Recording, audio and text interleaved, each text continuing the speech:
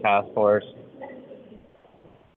We have a new member joining us today that I'm going to let Jenna introduce here in a second. But mostly just wanted to say as we go through today to, swing for the fences, take some big ideas. Last time in our meeting when we were inside, I think we framed a lot of things around what CWCB can do. And of course, that's totally appropriate for ideas that we can take back and try to implement or see how we could work in. But I think the scope of this report, which will rapidly start trying to write and really grind through trying to have a draft, hopefully earlier before the end of the year so that we can have a final in January. And that draft is something we intend to share with you all. And a lot of times I think it's easier to see something written and then you all can have that kind of editing and making sure that we capture things correctly. But my hope would be that there would be some big ideas that are in there that extend well beyond what CWCB could do, because our authority as a policy agency is fairly limited. We've had a lot of good one-on-one talks with some of the task force members, and I think just owning the fact that, there is no silver bullet for doing this. We've been at landscape change for a while, and whether it's drought or development, we've seen some changes, but maybe still not really grasping and embracing the change that we need to see and we know we need to get to in the future. So I really encourage you to dream big, throw out your big ideas. And again, thanks so much for being here today. And with that, I will turn things over to Jenna. And also just wanted to give a quick thanks to all the staff that have helped put this together. And of course, our facilitator, Marjo, for helping us organize everything. So Jenna, why don't you kick things off? Yeah, thanks, Russ. So thanks everyone again for joining us and being so flexible on the date, time, and location. We felt it was a little ambitious to try and pack in a productive task force meeting during Water Congress, so we appreciate you all rolling with it. So I will provide a few updates today as we just kick things off this morning and then pass it off to Marjo for further agenda review. So in interest of time, we won't have everyone go around and say hello and introduce themselves, but if you wouldn't mind putting your name and just affiliation and title in the chat, just so everyone knows who is on the call today.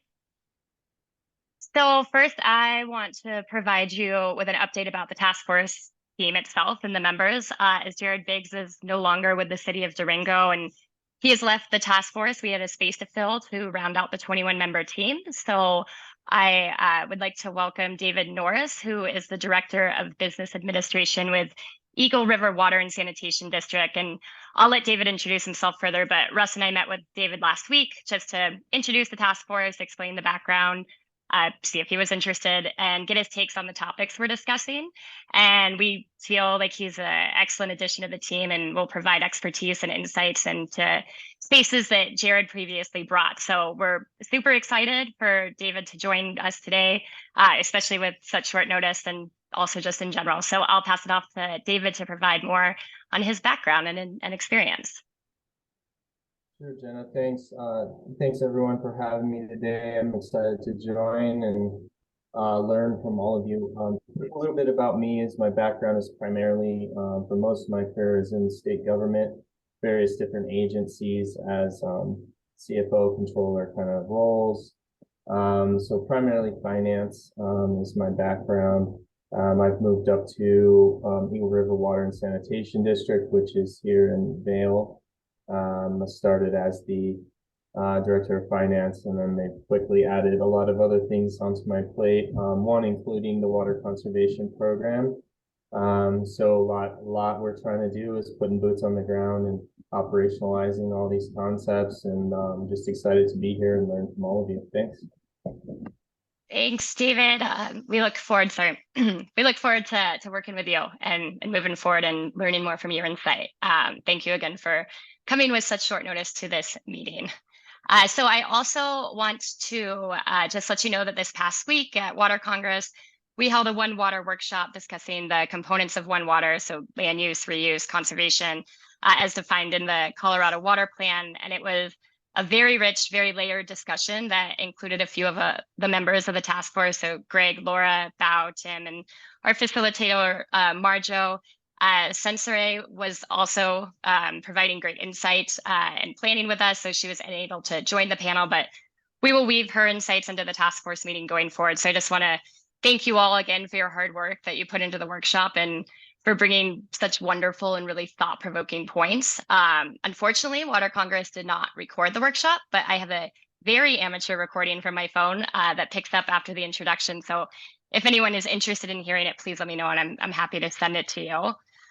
So on the next slide, I will briefly go over some of the conversations we've been hearing and just some ideas to think about as we move forward in this discussion. And then I'll wrap up today kind of more on what, or this morning, more on what Russ hit on with in his introduction with some clarified framing for how we're considering implementing recommendations and where we're at. So Marjo will provide summaries from the last few meetings and the process for feedback later in this meeting, but these are just some of the big ideas and considerations we've been hearing from you all. So we won't necessarily be going into these topics exclusively today, but we would like you to keep thinking about them and just pulling them into any relevant conversations that make sense. So first, reducing water use is not just about turf replacement. We've heard conversations about setting an egregious use limit at the state level and looking at limitations for how much water can be applied for outdoor irrigation. So this could really help set that standard for Colorado with what we deem acceptable to use as outdoor irrigation, but could also provide local municipalities and water providers with an extra tool to limit use on properties that may or may not be looking at their monthly water usage and bills and are not necessarily swayed by cost. So the biggest users are likely going to continue to use. So exploring and this enforceable idea of an egregious limit could really provide support at that local level. Another part of considering more than just turf when we talk about water use is really coupling irrigation updates with turf replacement as we consider landscape transformation. So thinking about what's non-functional irrigation alongside non-functional turf is really broadly thinking about what non-functional landscapes look like and how it looks across Colorado. So that's just a couple of things to consider off the top. And then thinking about those unintended consequences and undue burdens and that any of the recommendations that are created will cause. So if water savings is the goal, what do healthy landscapes really look like? We've heard a lot of conversations about the potential for inequitable funding disbursement and chemical application, especially when the turf is scaled up, or the turf removal is scaled up, heat island effect, tree health, abandoned landscapes. So just keeping those all in mind as we dive into the discussions today and beyond. We've also heard discussions about the connection between regulating turf and new developments and affordable housing. So what any changes that will come from restrictions and what that means for cost of installation and looking at the tools that we can help ease that financial burden on developers and landscapers that will extend to the cost of housing. So we've heard exploration on tap fees and what incentives could potentially look like, or cost rebates that could be included to help ease this financial burden. We've also heard about incentive programs or tax rebates for water-wise installation materials that could be fleshed out as part of a recommendation. We've also heard a lot about alignment and consistent messaging from many of you, which is great because that's an example of alignment and consistent messaging. Something that we can just explore more as we go into the definitions today of non-functional and functional turf.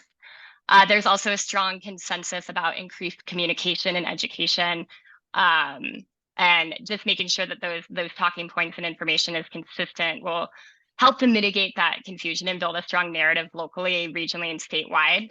So this, of course, will be an element of the discussion today, but thinking about also enforceable regulatory recommendations. So setting localities up for success and considering who will take charge in enforcement and how that will actually play out. And then finally, behavioral change that helps steer political will. So where does this need to happen? What does it look like? How do you actually start to change the landscape values of Colorado residents? If behavioral change is inherently slow, what are the tools to speed it up and steer it in the right direction that prioritizes water savings? And what is the political will for the recommendations we're talking about? And what's the path of least resistance? And who do we need buy-in from to make changes? So that's just a roundup of what we've been hearing. It's definitely not exhaustive, but just things to think about as we're moving forward. And then finally, as Russ was saying at the top of the hour, I just want to remind everyone that although the last meeting framed, what can CWCB do as a question, as you consider the topics and areas that are ripe for recommendations, we really do encourage you to think about what can be done both with CWCB and also other entities. So CWCB can offer guidance. We can be a resource for recommended best practices, but we're not writing policy, and there are those regulatory limitations. So some of the ideas that we're talking about could be outside the scope of just CWCB and better considered elsewhere. So we just want to remind you and encourage you to think broader with who can actually enforce and implement some of these suggestions. So the thinking just doesn't have to be limited, and there's other agencies to look to, DOLA, CDPHE, local government and municipalities, local utilities. There's NGO collaborations and regional collaborations who can really play this important role in the recommendations we're developing. So just encouraging you to consider this as we move forward. Oops, sorry, moved forward too fast. Oh, there we go. Yeah, so with that, I will turn it over to Marjo to review the objectives of the day. And thank you all again for joining us. Hi, good morning, everyone. So just a reminder of where we are in this long process. We're on meeting number 3. So this is our second meeting really focused in on content. And you got the, whatever it was, 14 pages of feedback summary that we took our first meeting and tried to kind of create some organization around some of the content that you've been providing so far. I am referring to these as ideas because there is yet to be any consensus around these. But it's a way for us to keep tracking and building upon the discussions we have. Today, we're diving into the regulatory realm. We're starting the morning and talking about potential state policy and guidance for state policy and policymakers. And then in the afternoon, we're moving into a discussion, or before, depending on how fast that goes, a conversation around what is happening at the regulatory realm and where are some of the greatest opportunities for leverage and thinking about landscape policies and outdoor water use. The questions that we're sort of going to tie in from our last discussion, we tried to cover everything in this meeting. We actually, if any of you read the first agenda that went out, I actually had a whole review of turf replacement programs, and we just decided we couldn't do it all. So we're going to probably cover that feedback in a survey after this meeting to sort of solicit your input to improve those. But in that dialogue on our first discussion, your content kind of covered everything. It covered everything from turf replacement programs to state policy to water use regulations to land use policy to water rates. And so I tried to break it all apart, and we will be bringing elements of those conversations back into each relevant dialogue as we move through this, through these topics. Our next meeting in Castle Rock in September on the 26th, just a few weeks away, will actually dig deeper down into the regulatory realm. So if you kind of think about using parking lots today in order to try to help focus some of our conversations, what we're really trying to get out of the discussion today are these practices related to aligning policy. It doesn't mean we have to write any policy. We're just trying to figure out the direction for the recommendations. Our next meeting will dig deeper into irrigation policy and water budgets or water allocations. So don't feel like you have to define all of those two topics. And if you're brainstorming ideas and you're like, yeah, that's more about water budgets, we're going to cover that next time, stick it in a parking lot. If you're wanting to go deep into irrigation standards, stick it in a parking lot, whatever the comment or question is, because today we're thinking more broadly. So just as a reminder, there are overlaps between each of these dialogues, and we're trying to keep them aligned. Next slide. So today is broken into kind of two parts.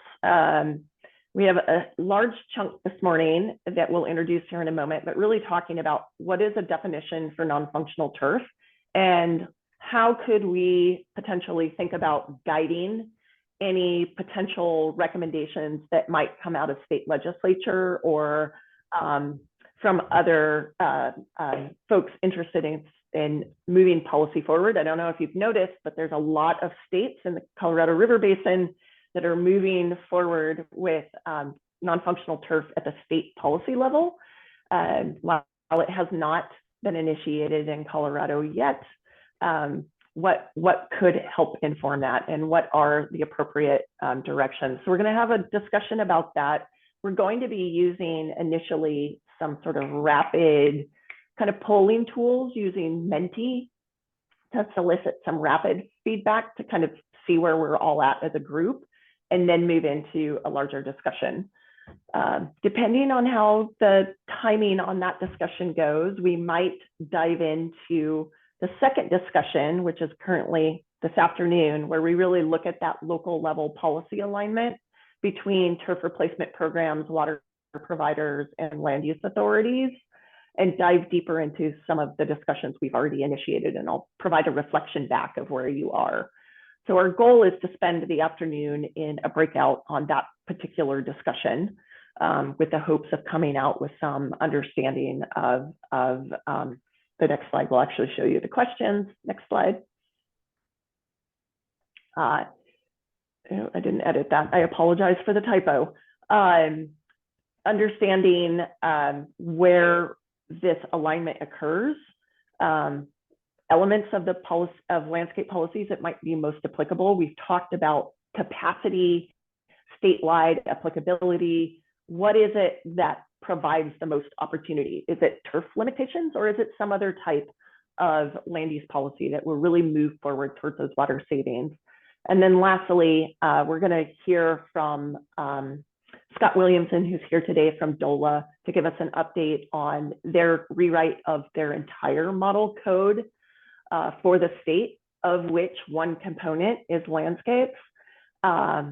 But we know that there are all of these model codes and best practices that are being created. So what is it that will help with the uptake, absorption, acceleration of the use of these resources? So those are our sort of desired outcomes in terms of recommendations for today. Next slide. So with that, I will turn it back to Jenna.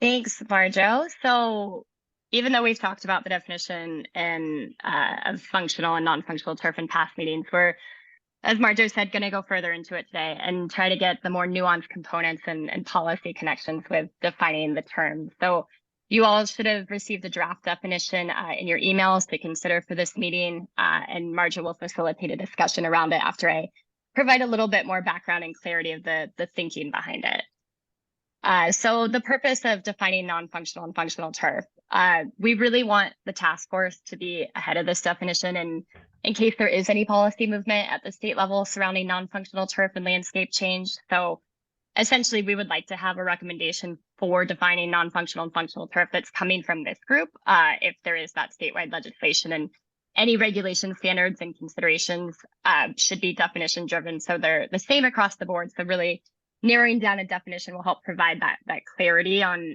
what is defined and how it can adequately inform that statewide policy. So part of our work today is really thinking around, if turf were to be regulated, would these designations that we propose sufficiently and appropriately limit the installation of turf, and where can those changes be made? Getting a definition also helps us know what is ripe for removal, aka non-functional turf. To really understand that scope and of what we need to do in Colorado, the cost and the water savings. It's really difficult to wrap your head around how much turf can be removed from Colorado if we don't have that standard definition of what we're looking at, that we're thinking about removing. A common definition can also offer guidance for those that are developing turf replacement programs and removal incentives and rebate programs, and help local communities align their efforts, especially if they're starting out with a new program. So if we've talked about this before, but that consistent and statewide messaging can help mitigate that confusion and can influence behavioral change, so we can get to that paradigm shift that we want to see when we talk about transformative landscapes. People are confused about what functional and non-functional turf is. I know I have these conversations with friends and people I meet, and I'm sure you do too. So it's helpful to be able to point to that common definition with these minimum standards that help alleviate that confusion. Not everyone understands what we're talking about when we say non-functional turf. So that standard definition is helpful to help align that thinking and also provide visuals. So that a recommended definition that we can put together can lead to that broad statewide communication strategy. So I want to just provide some context about how the draft definition came about.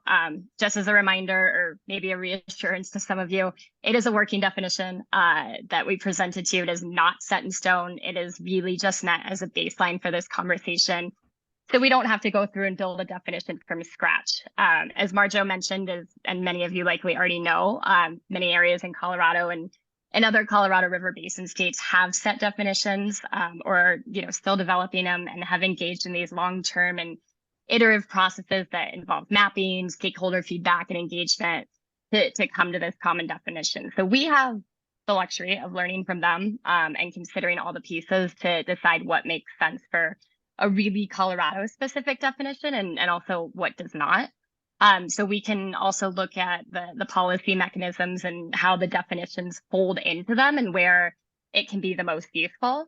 AWE has been leading ongoing MOU implementation sessions, and the last two discussions were surrounding the process for how non-functional turf has been defined. So I have slides from California, Arizona, Nevada, and New Mexico. So if anyone's interested in diving deeper into the definition process, let me know, and I'm happy to share those with you.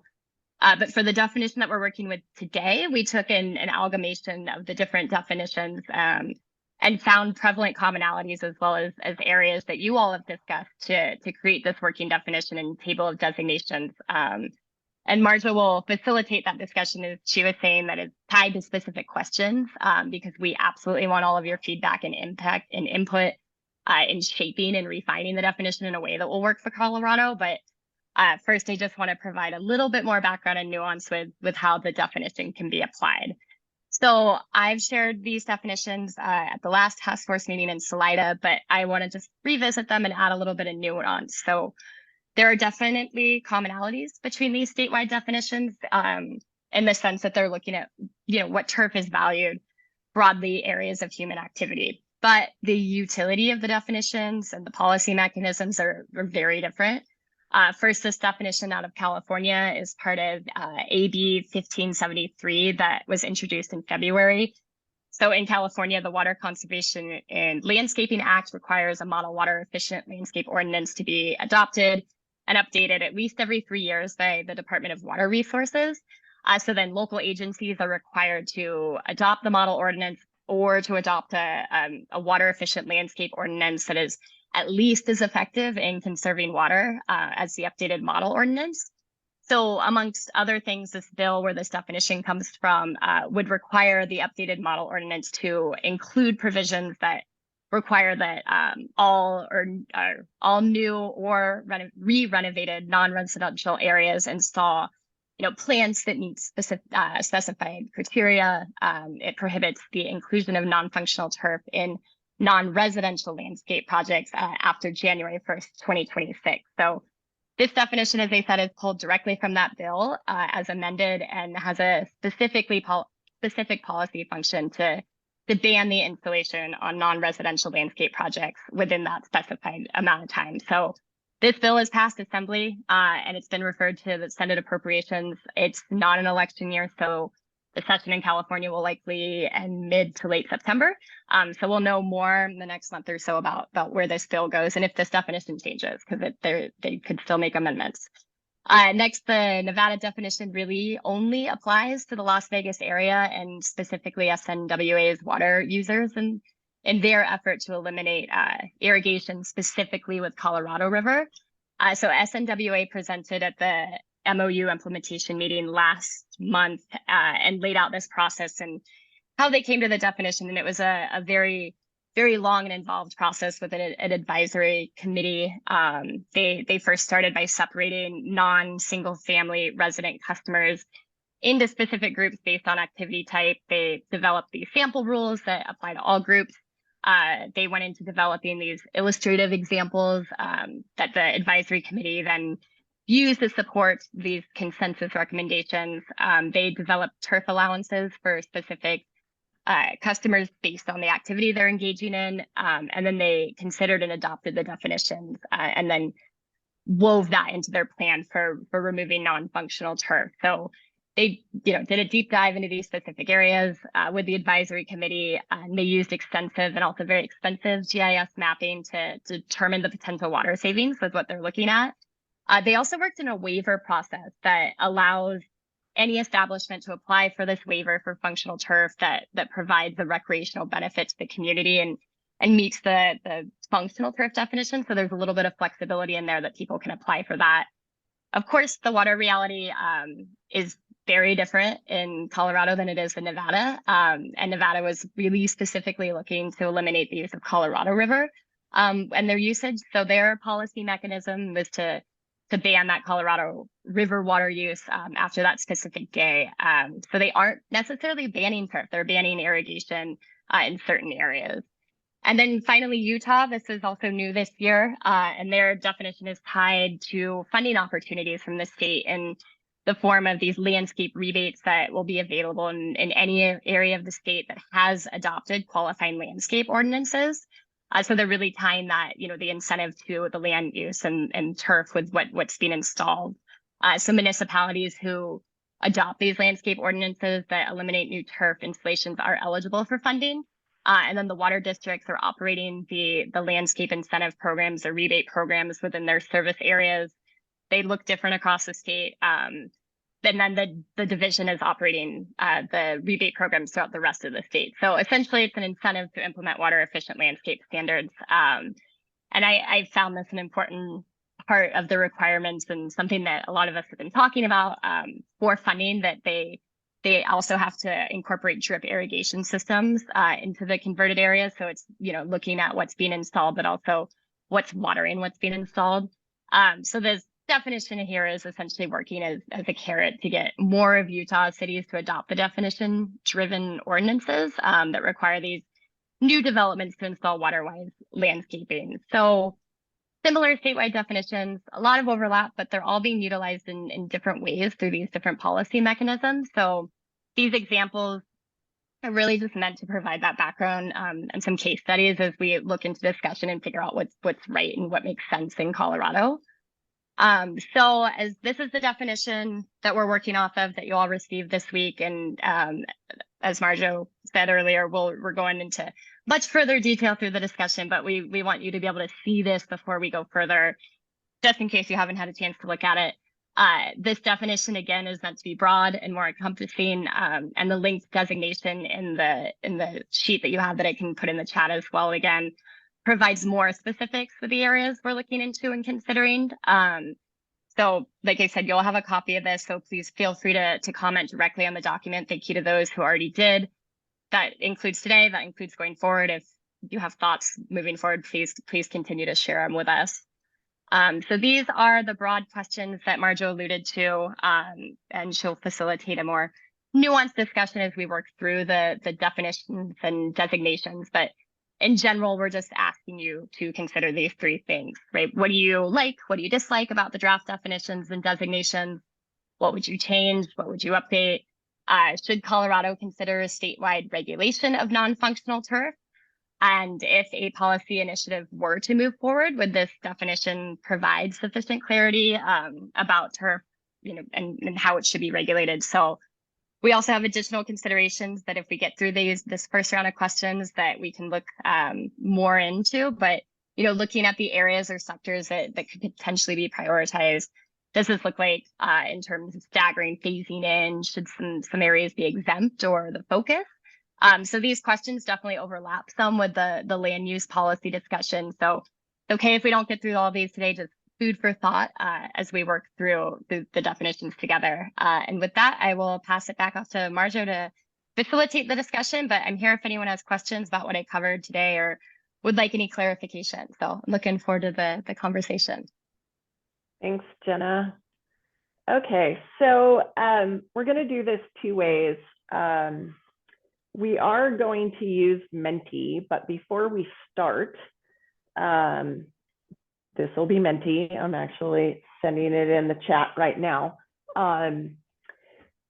before we even start that, I'm most interested just in a very broad gut reaction. And you can raise your hand and use the chat.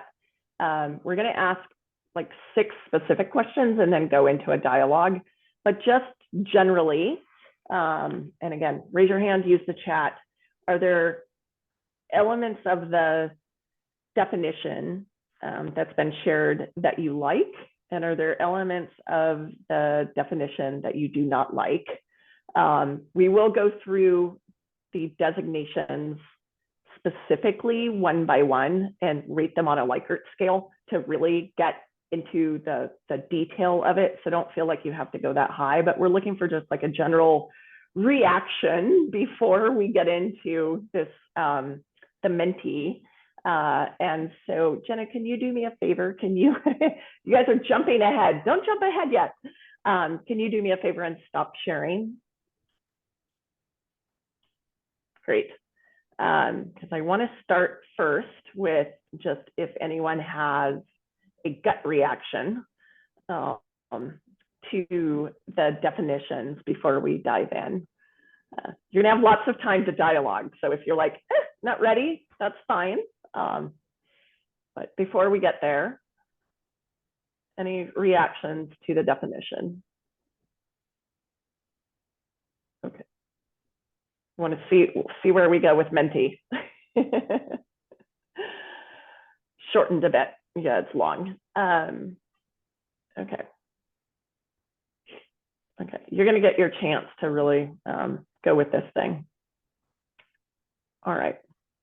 All right. Well, let's move, and then we'll kind of use this reaction to Menti to get to the bigger dialogue amongst all of us, and we can always move into a breakout if we need to get into smaller groups, because there's a lot of us today. So we're going to use Menti, and many of you are already in there. The very first question is starting with, we've had a lot of alignment around, we want to align policy for where landscape policy and turf replacement are occurring, in local communities.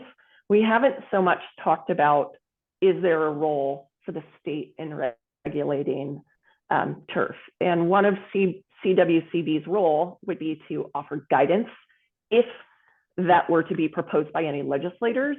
They are not proposing it, but if it were proposed by legislators, they want to be in a position to effectively inform.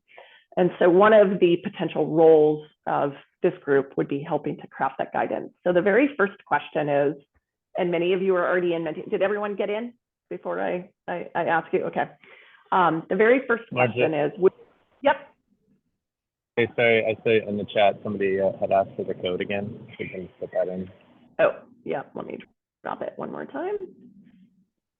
All right, there you go. And it should show at the top of the slide as well if you lose it at any point. So very first question, would you support or not support, or it depends, a statewide policy initiative to regulate non-functional turf? So I'll just take a minute for all of you.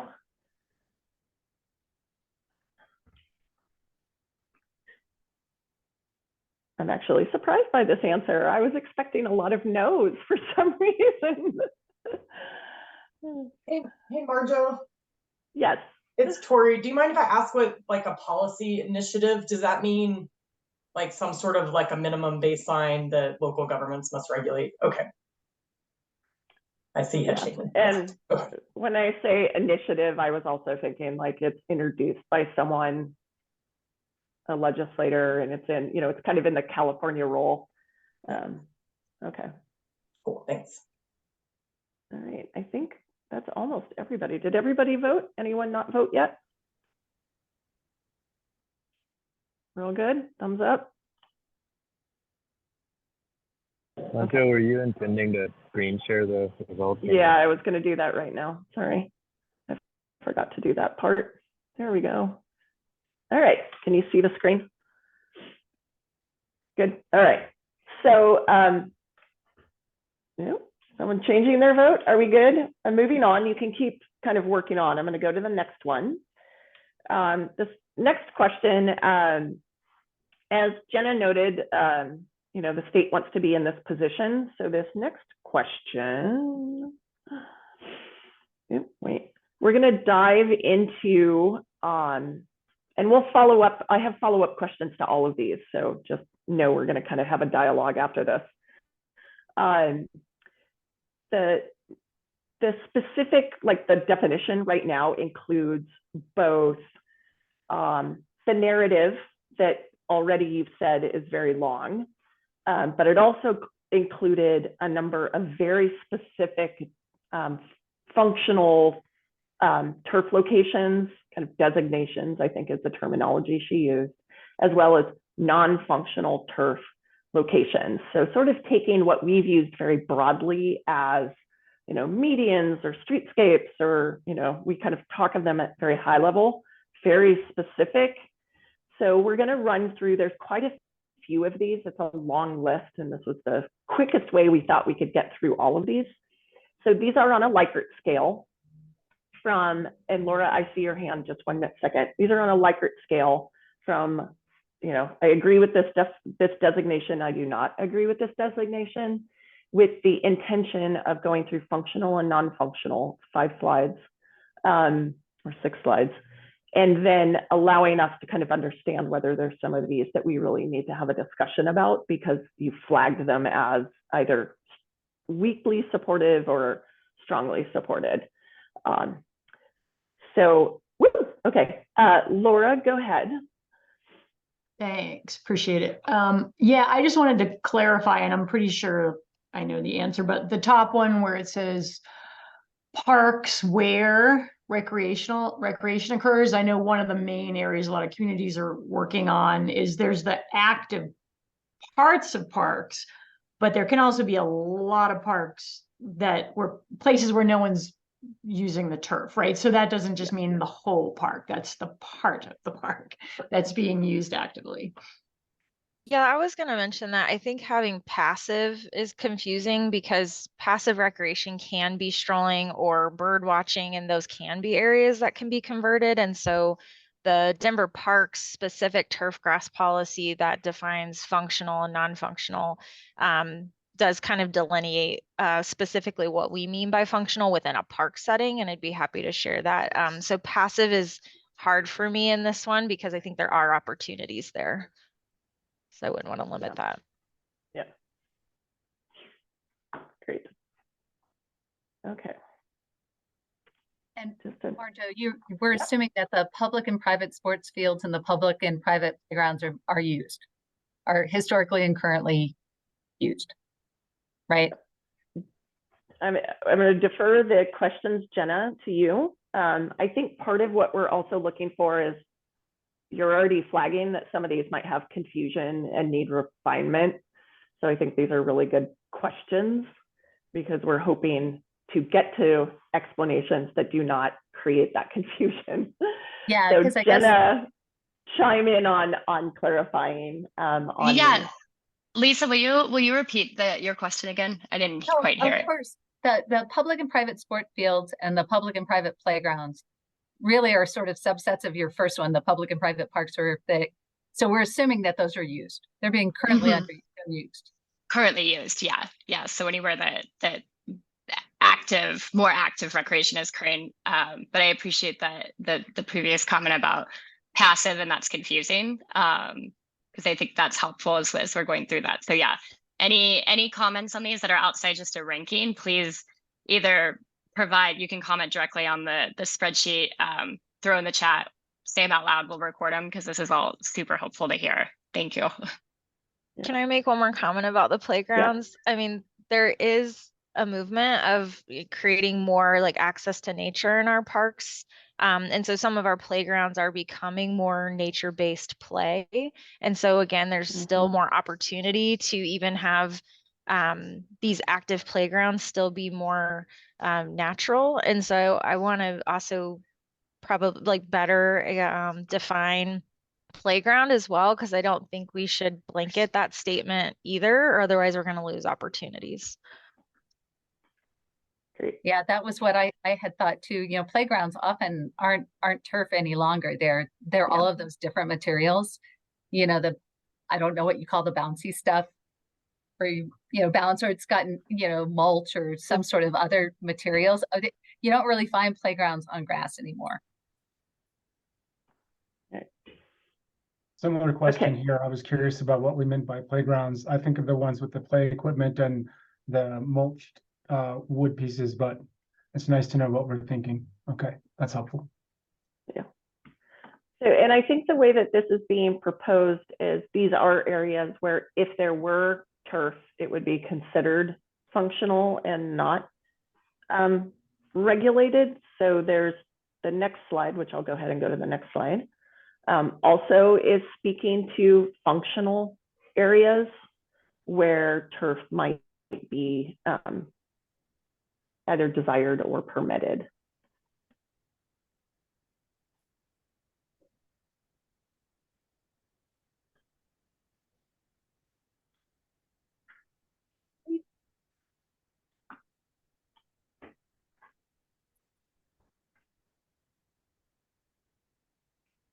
Okay. I have a question about go. the cemetery. So that's not necessarily the area where graves and headstones are. This is kind of a separate gathering area. Yeah. So this is also still the functional list. So any place that people are going to typically be standing, there's going to be high traffic area if they're, commuting there, visiting. So any area that's like high traffic area in the cemetery would be under the visitation areas. Are there good examples? Like I'm thinking of the North Side Cemetery in like kind of on the border with Adams County in Denver along the South Platte River. That's pretty much all native. And so I think we could maybe even push the boundaries of that as well. And I think there's a lot of other cemeteries that are starting to go to a more like naturalized experience. And wouldn't you say that cemeteries are, I mean, historically, it's like these weird questions. Aren't cemeteries for the most part either private, like you pay to be buried there, and then there's some sort of payment or contractual arrangement that you're taken care of? Is that a strange question? In our area, there's quite a few public cemeteries. Oh, really? Mm-hmm. Federal land, local. Yeah. I think generally they're municipal entities. They might be an enterprise, but they are a public asset. I think we have 2 military ones, but just communities are different. Right. Interesting. Are we going to have an opportunity I'd love to hear people's impressions about like why they're voting on the single family homes. I will tell you, I feel uncomfortable even putting something in there because I think that is such an individual thing. How can we pass judgment on whether people's backyards or front yards are functional? I'd love to hear thoughts about that. On that, or I'm looking for things that are big needle swingers, right? And I just don't know how much this would move the needle, especially on new product, given how small it is. I think it leads itself to generally not having as much turf. But old existing product is probably the biggest target here from a water use perspective, because we're just building differently on anything new moving forward. And so it's a really an interesting note. So your point is it depends on the lot sizes. Yeah, totally. Understanding and your landscape regs. So maybe there's a portion of this discussion around single family homes where we tie it back to local policy, because I can say for some of like I'm thinking of a community that does not have any size lot restrictions nor a landscape code, and they're still putting in, 5,000, 7,000 square feet of just carpet turf. Yeah. And Marjo, you may be getting there, but I think there's a neighborhood open space part that will be really important to this discussion, because I think that's where the vast majority of residential water use is going. Right. Yeah. Patrick, you're seeing it Okay. shift from the individual lots to the more common area space, and that's where the community does recreate. Is that what you think more common? Yeah, I think there's a, within communities, there's a designation we should be thinking about here, which is, you know, community open space in new community development, and then, you know, a park within a community. So I'll give you a great example. As a municipality we work in up here mandates open space behind every house. There's no way that should be turf because it's 20 feet of open space that's non-functional behind a house, but it is. So, you know, it's those types of designations that I think that are really start to move the needle here, as opposed to attacking individual houses. Okay. I would just add, you know, HOA managed common open spaces more specifically. Yeah, exactly. The fastest growing type of open space right now in most of the Denver region.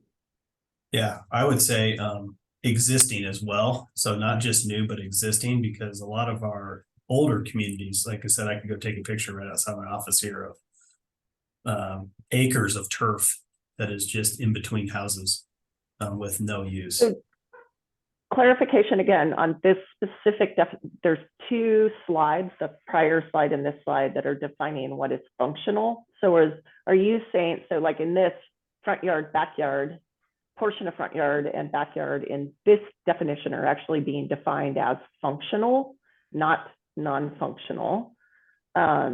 So just kind of clarifying, we're going on this next slide, if you guys are ready, just in case anyone needs to change their answer based on that. The next few slides are all non-functional. So in terms of the common open space, are you saying that should be regulated as non-functional, correct? Okay, all right, so let's move to the non-functional designations. And Patrick, are you saying that transition that you're seeing is more policy based, or is it a function of economics, or is it could be one of both? I think it's an interesting question, Frank. In the past, you know, as we look at our water use, you know, and we look at, I would say, existing communities versus new communities, right? The rules are very different for new communities than they were for past communities, right? So you ended up with, you know, a lot of these master plans that have large expanses of very non-functional turf that I firmly believe should be transitioned out. So I think new communities, as a function of economics, are building differently, Frank, and they're thinking about this from day one. They're putting in large native expanses. So they're already thinking about it from day one, where older existing communities didn't, because it wasn't an economic decision at the time. Does that make sense? Did that answer your question? It does. So I think, you know, your bang for your buck here is new communities are already doing this just because they have to. And do others see that occurring as well in their communities? Is that sort of a trend we're seeing?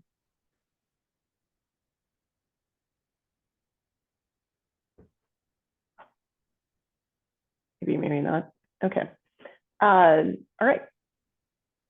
Are you ready for the next one? So pretty strongly on a lot of them related to streetscapes, HOAs on the subdivision entries, steep slopes, and the non-functional sort of on the lower end, maybe because we need to work on the functional definitions. All right, so additional non-functional turf locations. And we have some overlapping streetscape locations, the mow strips.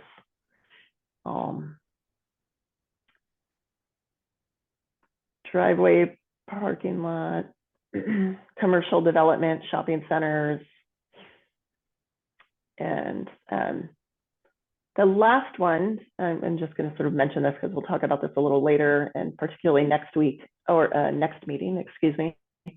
You know, I most of the time see 8 to 10 feet wide on irregular shapes. I don't know if that's what most of you are using, but there's an X in there I think we can define that, but most of the things I see are 8 to 10 feet. And that's primarily because of overspray, water waste. Barjo, what's the difference between the pink and the red one? So the public and private streetscapes and the private and public streetscape sidewalks. Jenna? Yeah, so thinking directly next to the street and then thinking sidewalk and then that strip that's over there, that's going to be the streetscape sidewalk. So it's just either side of the sidewalk. One's closer to the street, the streetscape's the first one, and then the second one's going to be on the other side of that sidewalk, and is typically narrow and overlaps with that, any space less than, as Marjo said, 8 to 10 feet wide with that irregular shape, just because it typically is resulting in overspray from irrigation. Oh, okay, so the red one would be like between the sidewalk Tree and lawn. like a sound wall or something, or Yeah, I'm trying to envision what's on the other side of that. Sometimes Yeah, we might call that a landscape buffer. Is that the same term Yeah. us are using? That works. Yeah. I think one of the things as I was reading through these, and you guys are sort of flagging some of the same things, there are very consistent land use design related terminology for some of these locations. And it might behoove us at some point to sort of organize them and think of them around how they match up with regulatory policy on the ground, rather than just a long list. And I think that's some of what we're getting to in this, because those tree lawns and the buffer spaces are direct code language, and they appear in communities because they're required by regulatory design guidelines. And so we can match some of that language so to help eliminate that confusion. So I think that's a good flag. Okay.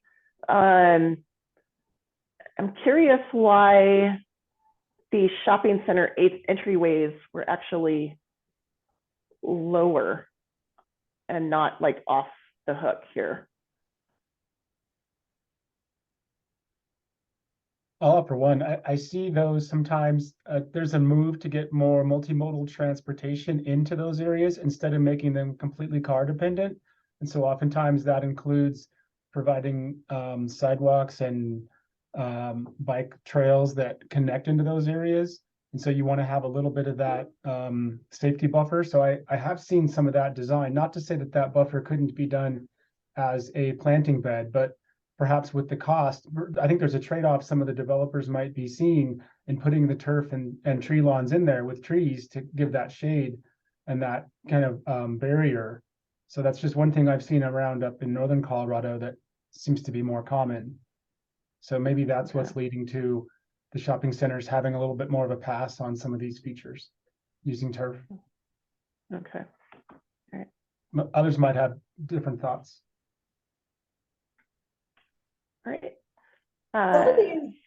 I actually don't remember what I put for the shopping center entryways, if I put 4 or 5, but I keep thinking some of these, if we're talking in my mind, thinking about like a statewide minimum policy that a local government could go above and beyond and consider, having something being more strict on non-functional turf. That's where I keep thinking, leaving some, like thinking of this as a minimum. I just keep thinking there may be some things for the public to swallow a little bit easier, that there may be some things that has like a limit to the size. So, X square footage of turf could be allowed in some of these places, even for aesthetics. That could be important for folks to get on board with. I do think it's a pretty big shift to have some sort of a statewide floor. So anyway, I keep coming back to that thought about in the definitions, and especially if you were looking at saying things that are, pro forma, non-functional, maybe there's like size limits. If you have more than X amount of your backyard, no matter what size your lot is, if you have more than this in your backyard, if your shopping center entryways have more than this amount. So maybe that's like one way to address those. Right. So I think what I'm hearing from you is, as we kind of contemplate these, to be thinking about, separating out what should be a potential state requirement versus a local requirement and creating flexibility in some of it. Okay. Yeah, and maybe All I'm right. wrong to be thinking about it as like a state. No, that's kind of where we're at right now. Okay. Yeah, okay. So let's go to the next one. And again, we're kind of getting into specific types of development. And common areas, as we've talked about. So HOAs, multifamily. Sorry, this still having, I know so like manufacturing plants and facilities, if there's a place where workers go outside and have lunch, like that wouldn't count, right? Just these need kind of a little more definition. There's just some qualifications with my voting, and I'm sure everyone else is in the same place. Yeah. I guess I'm wondering, like, these higher level, if they're not used definitions, like we're getting super detailed here. And I guess I just want to flag that. Like, I don't know that we need to really get this detailed. If you say no one's using it, that kind of covers a lot of this stuff. Yeah, it's kind of that like standard saying, like, if you only step on it to mow it, is it functional? Right. So if you have to caveat that these are not used, then yeah. I was wondering the same. Oh, sorry, Drew. Yeah. So as Laura brought up early on, I think what's challenging is that likely in every single one of these places that we are talking about, there are probably opportunities where some of that turf is functional. But maybe in these cases, most of it is not. In the functional turf areas, we were talking about a park. Sure, the core part of the park where the soccer field is functional turf, but the 30 feet of turf on the sidelines, probably not all of that is. And I don't exactly know how to capture that aspect, that it really is very site specific in some aspects. So just to be able to have that wiggle room, I think somehow would be helpful. I'm not exactly clear how to say it though. Yeah. I think it's important to remember too how these things get, after they get installed, how they get maintained long term. Oftentimes we see with large rock beds and things like that, just constant spraying of weeds. So it is really, I think, important to remember, you know, if we're going to remove from certain these areas that I agree with, what are we replacing it with that is easy to maintain and looks and has a good curb appeal? Or doesn't exacerbate our other goals we're trying to achieve, like urban heat island and stormwater water quality and things like that. I think it's really important to understand what we're talking about in place of these areas, because like, for example, back in like the right of way, I'd almost rather have turf in some areas where there's a lot of parking and access rather than just bare ground or rock. So I think we have to be really intentional about what we're trying to prohibit, but then what we want to put in place of it. Yeah. Jenna, what's a common area?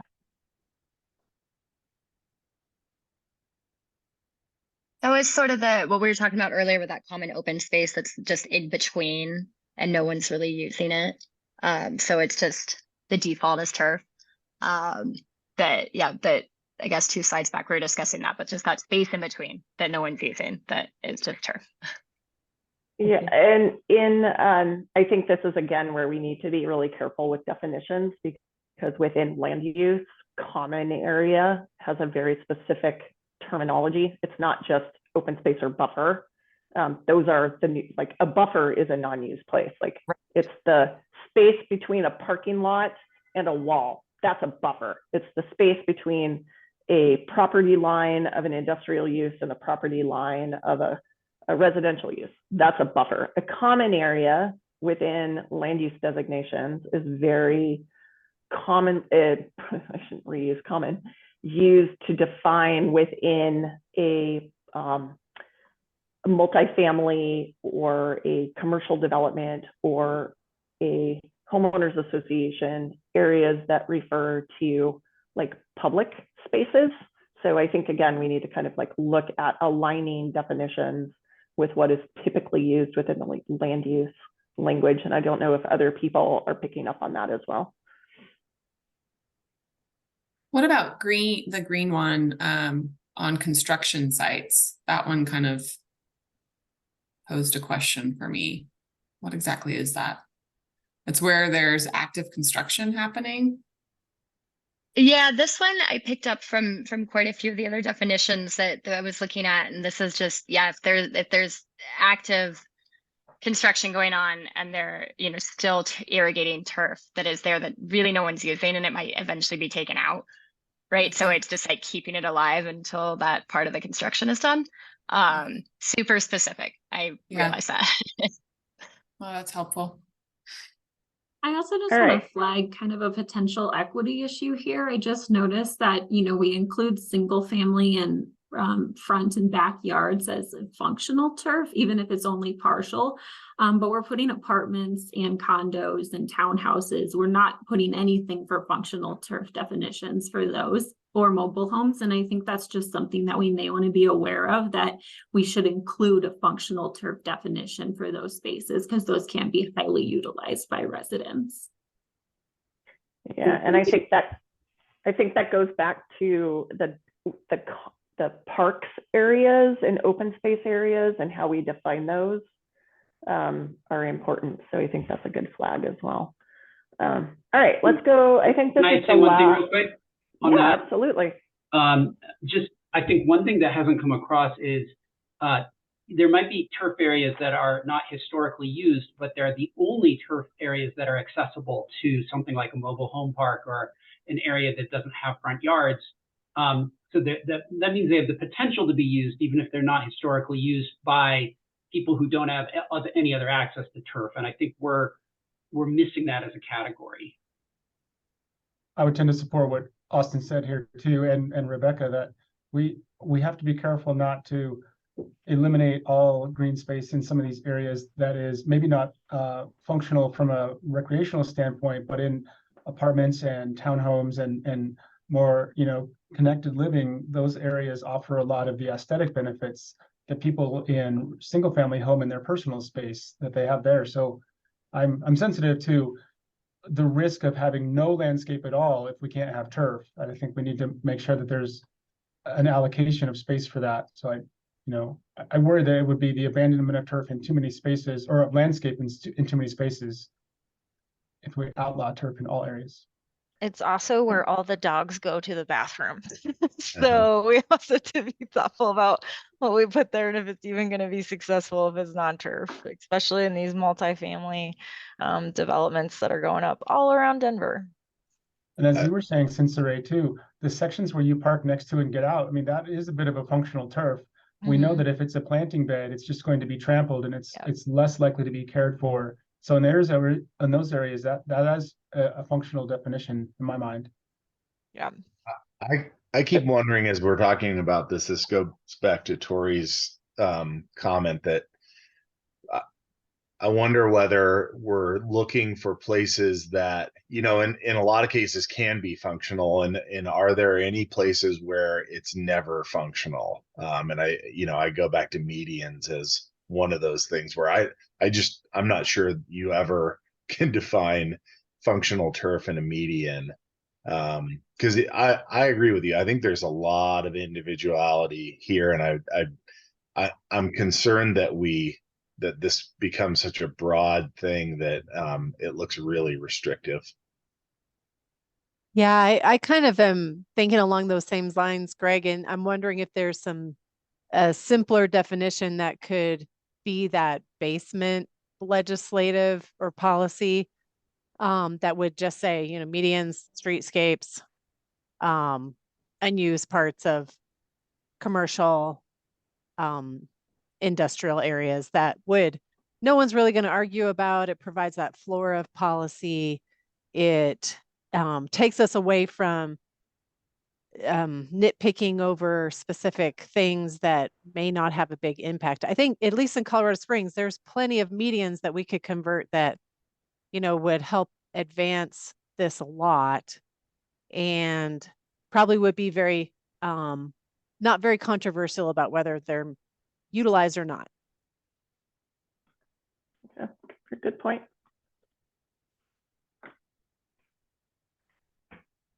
All right, so anyone else? I think that's all of you guys. Okay, so kind of summarizing a few things, and then we'll sort of kind of open this up. I'm going to stop sharing this for a moment. Where did my little,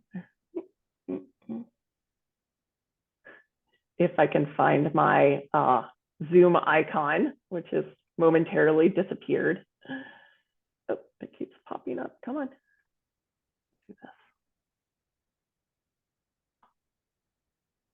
Well, that worked. Now I just need to find not share. There it is. Okay, sorry, it was hiding behind all of you.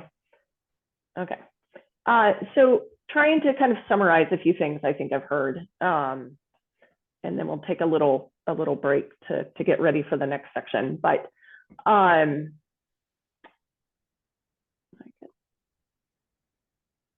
nope, wait, one more, sorry. I'm like, wait, I missed one. There is one more question. My apologies. All right.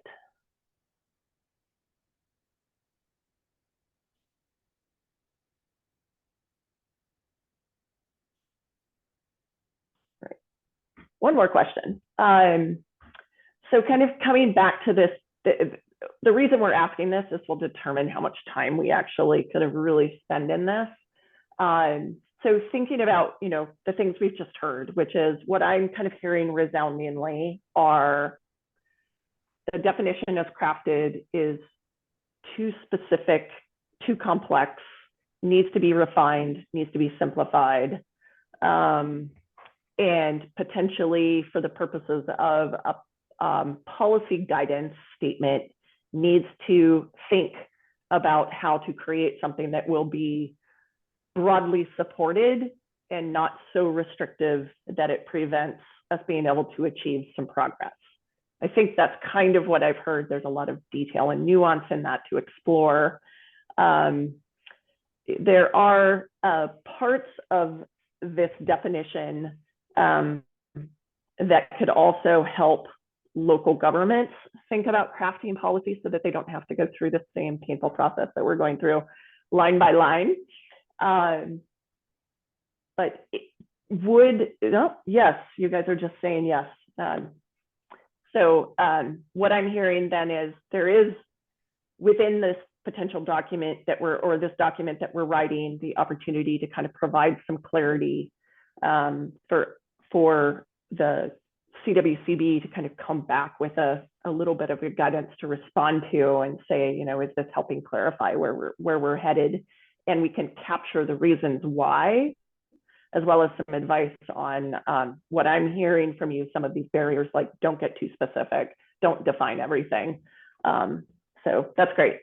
I'm gonna pause there. Kat, Russ, Jenna, do you have any specific questions you wanna ask to the task force based on the feedback they've just provided you?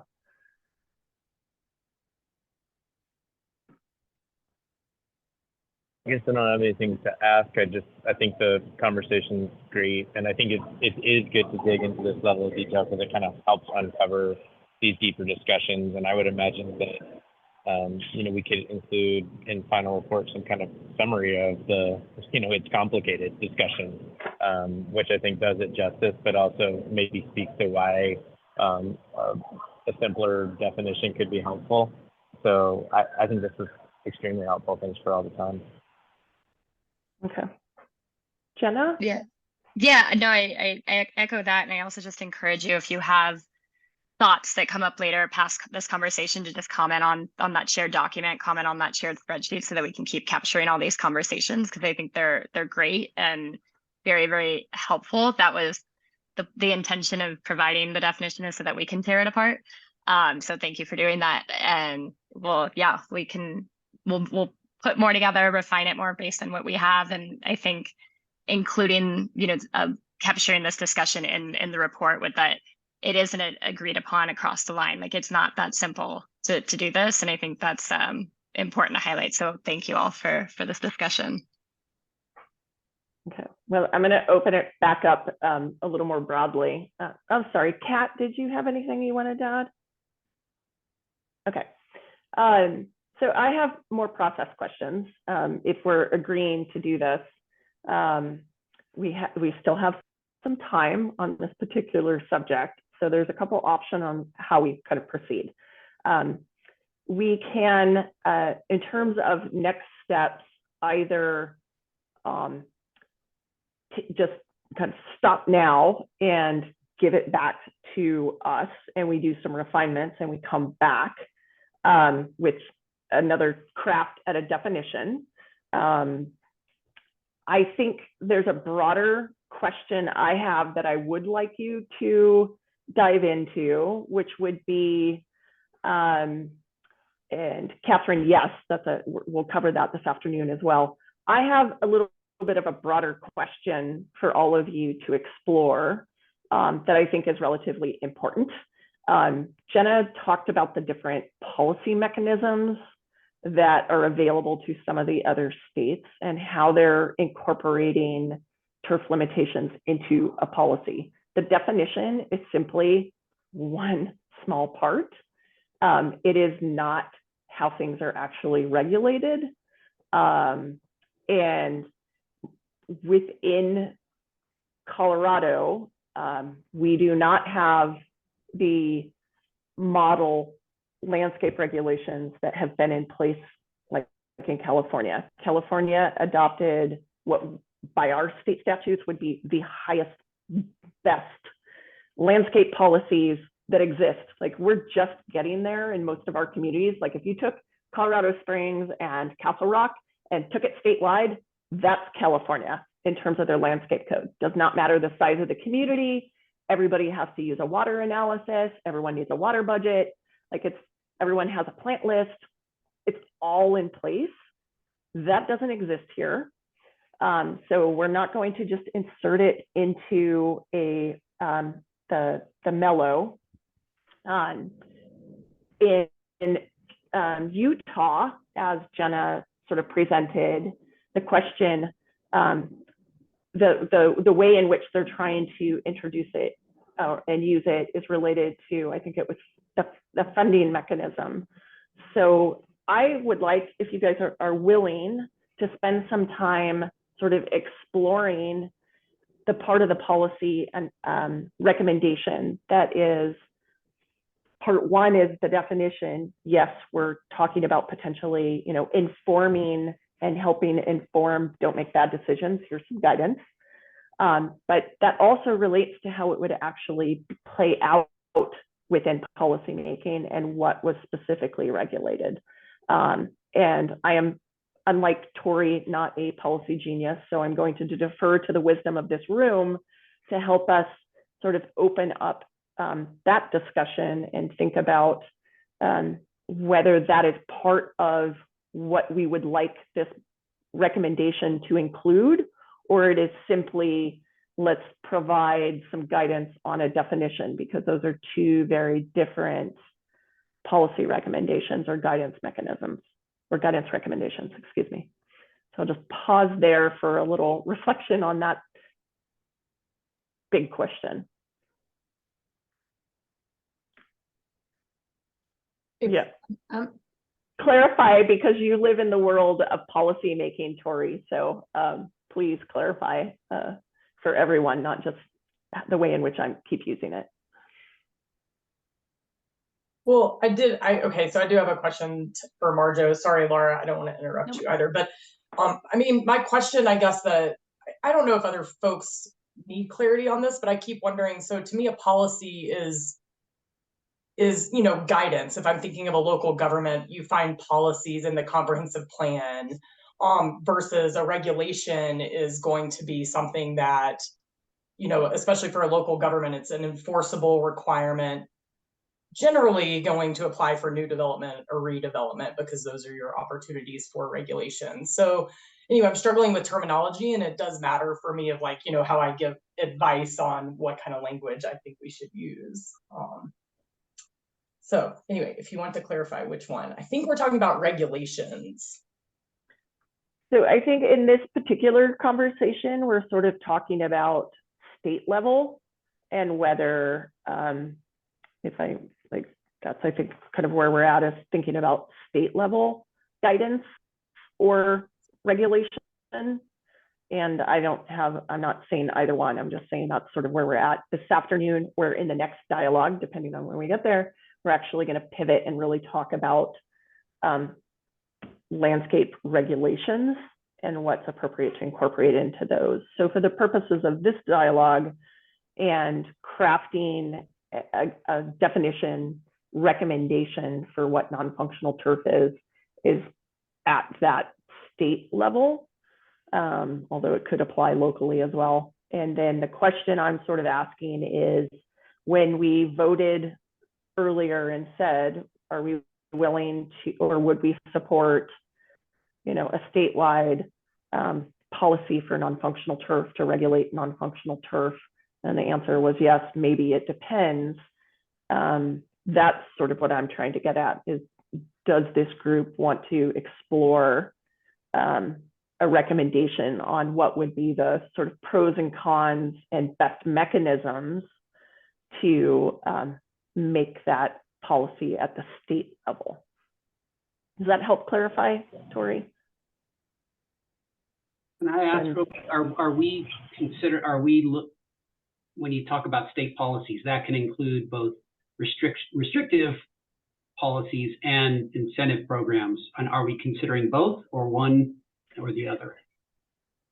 That is exactly the question. Those are the mechanisms, and I guess I'm asking all of you, like, what would be the mechanisms that you would want to explore or recommend or assess as pros and cons in order to make a recommendation within this report for CWCB to have guidance to speak with the legislature.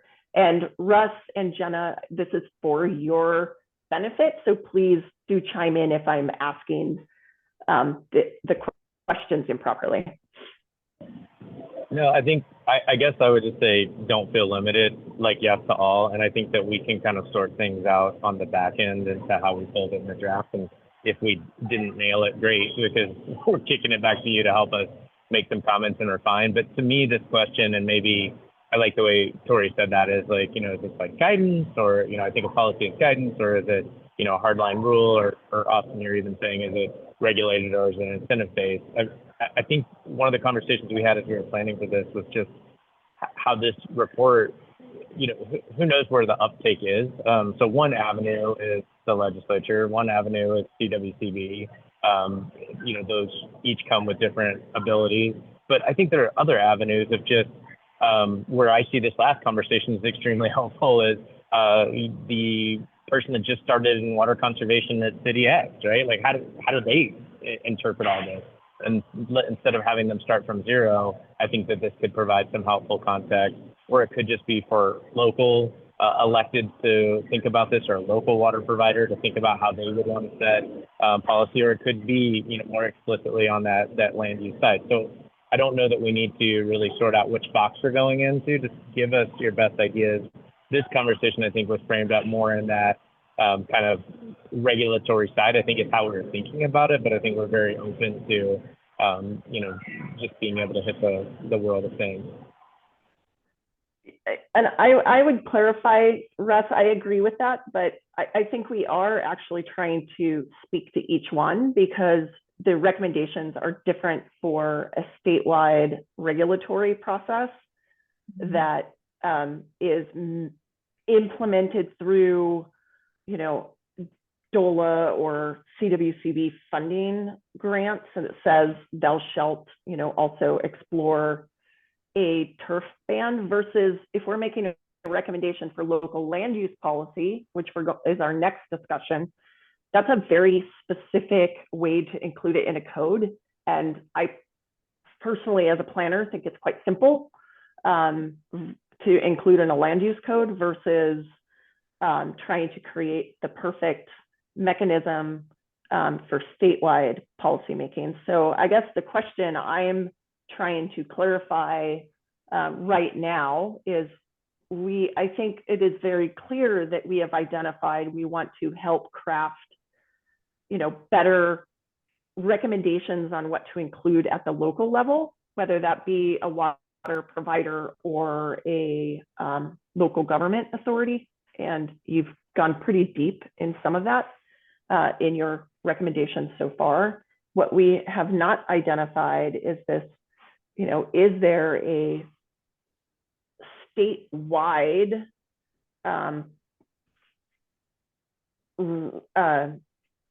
pros and cons that we want to help inform a to be determined future legislative dialogue around a statewide non-functional turf policy.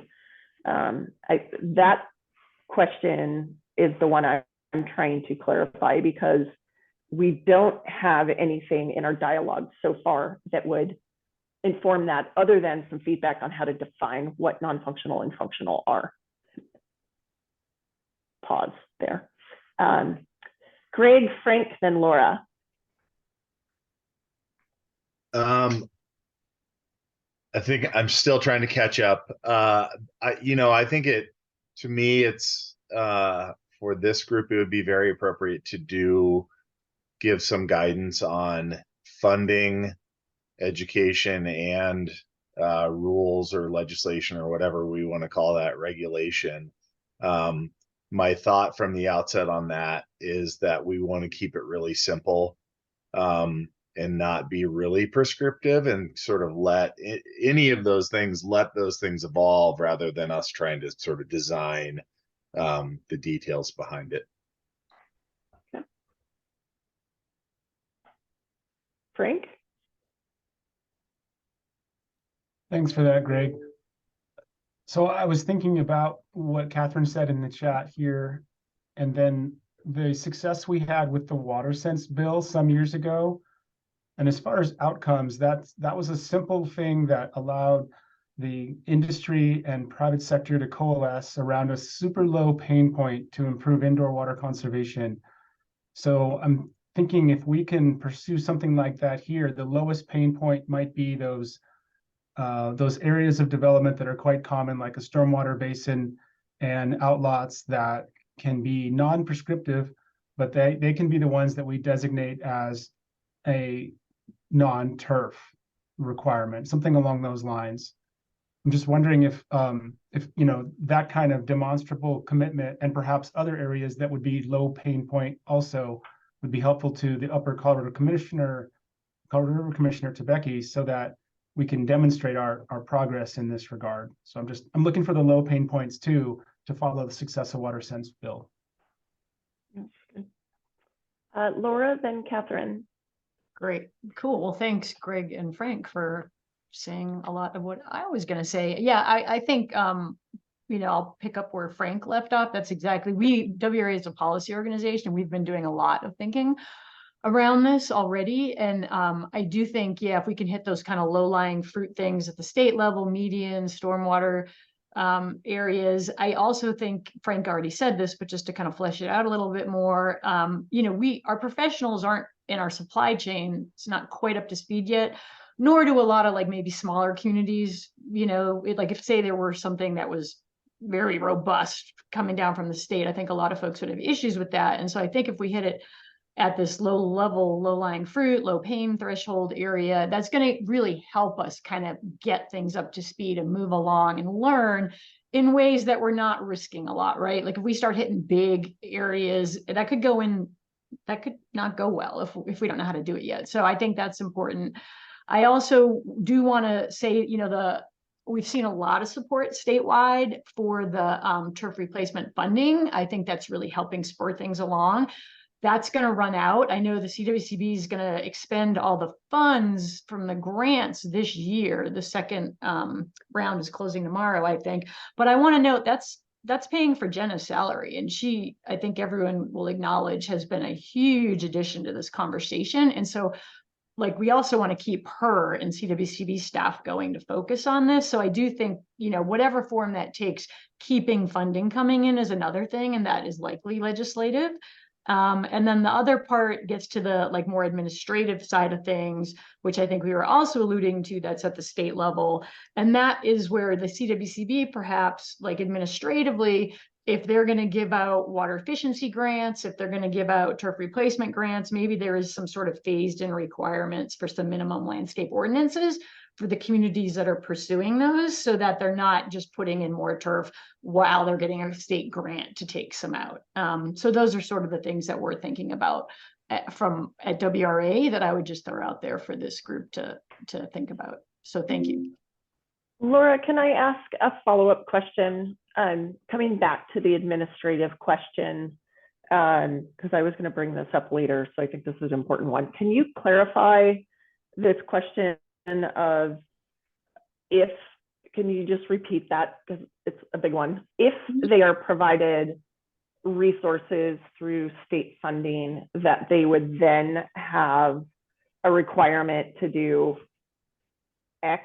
Can you clarify that again? Yeah, we definitely have not figured out the details of that, but if there are some sort of minimum landscape ordinance requirements, and I have not looked at or been involved in like the DOLA, what DOLA is working on, so I don't know if that is it or not, but that could be the CWCB could adopt as part of a grant, the grant requirements, right? There are certain requirements you need to meet in order to get a grant from the state through the CWCB. So it could be added as a grant requirement. It would need to be phased in, right? Because that takes time, and we don't want to like put the brakes on everyone getting grants, but it would be something that folks would need to adopt locally, just to, again, ensure that you're not just paying to take out non-functional turf and then putting it in somewhere else.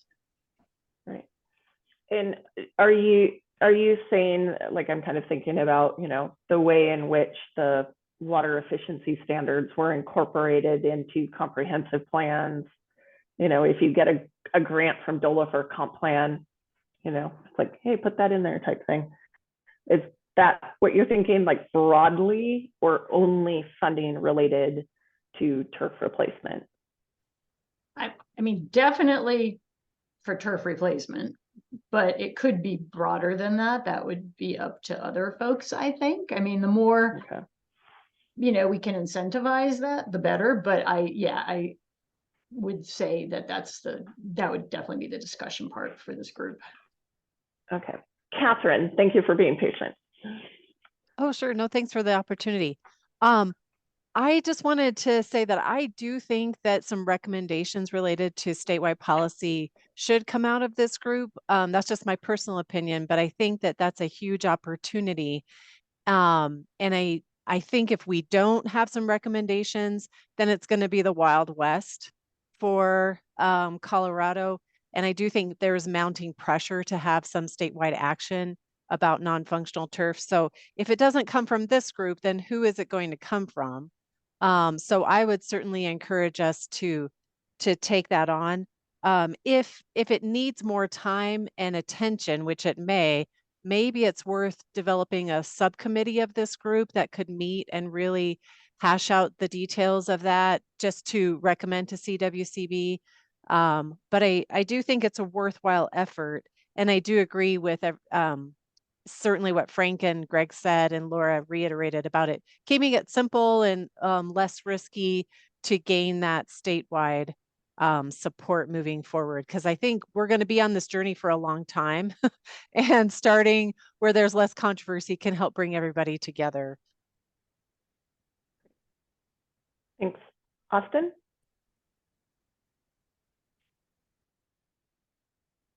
One thing I would recommend is I just wonder if we could explore maybe a staged approach to policy recommendations, because I think one of the things we don't have enough of yet is information, is data on. We don't even know how much irrigated turf there is in the state. We don't even have within a fairly wide margin of error yet. So I wonder if it might be premature to be making very specific, targeted, granular policy recommendations when we don't even know the status of the issue. We don't even know how much water is really being consumed by this yet. Maybe kind of phase one is making some recommendations about data collection and at a local level. I don't know. I mean, I think, and then with the idea that the task force continues, and as data comes in, we make some more targeted recommendations. But I'm not saying it has to go that way. I'm just saying there's a lot we don't know yet, and if we make too precise recommendations before we actually have full information, it might undercut some of our own arguments.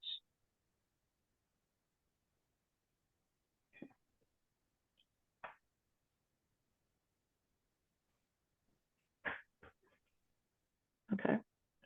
Andrea. Good morning. I think we can learn a lot from some of the other programs, recommendations, legislation that are currently active. The first one that comes to mind for me is lead and copper compliance, and really identifying, for those of us that do have to comply with it, what are like the unanswered questions that we have, and finding like a sweet spot of not being super specific so that people don't participate even though it's a compliance issue, but also being vague enough that people, I mean, there's so many other people who can be innovative and creative with the way that they approach these things that might work for their community, that if we get a little bit too specific, they might not be able to comply. Like somebody had mentioned earlier, these smaller cities, smaller towns might not have the bandwidth for it. So as we look at like the aggressiveness of this or the requirements that we're asking of everybody, I think we really need to reflect on some people that have gone before us and some other initiatives and see how well they were perceived, maybe some of the pinch points and the feasibility behind what was being asked and what kind of fell on deaf ears.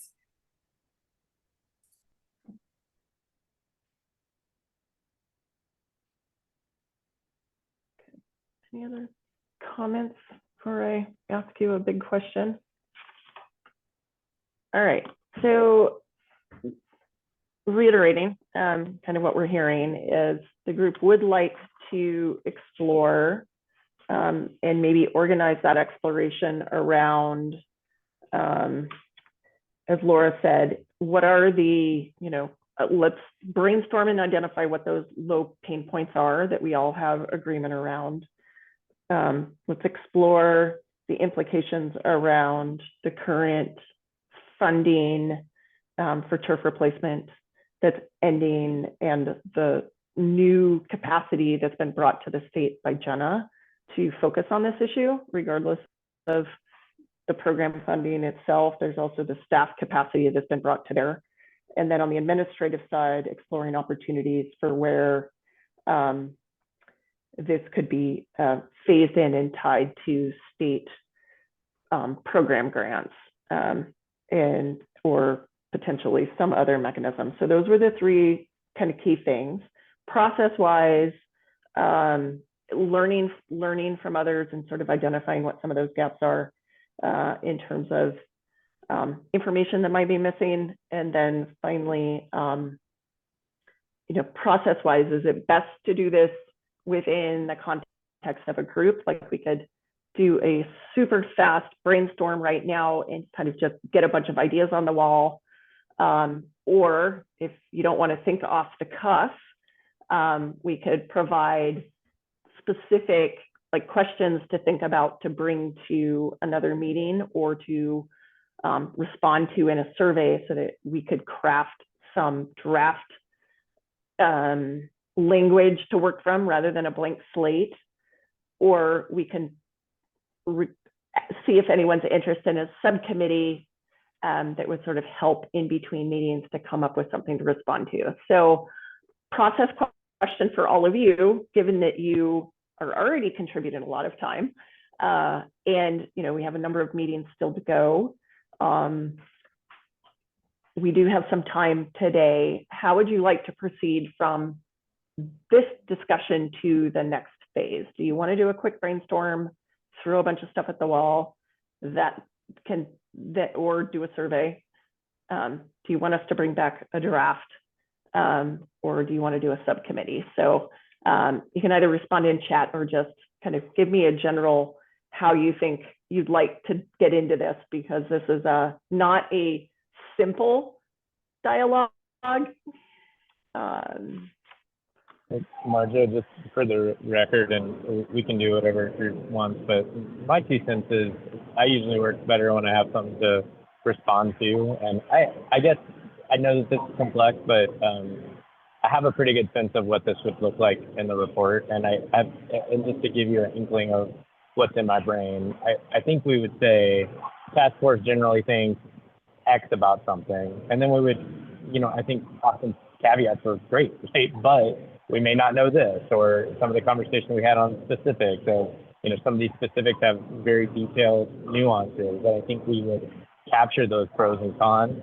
I think that it's really clear to me that we do need to talk about what Corey said is there's a place for policy as in guidance, there's a place for regulation, to Catherine's point, and there's a place for just some general understanding, education, and outreach, whether that's down to the homeowner scale or at the utility level, or in terms of directing better coordination between utility and land use planning. So I guess just knowing that our conversations kind of scale, I would be happy to move forward or maybe dig into some of the other rabbit holes that were brought up. So whenever there's time, I'd actually like to ask Laura and Frank a question about one of the things they brought up.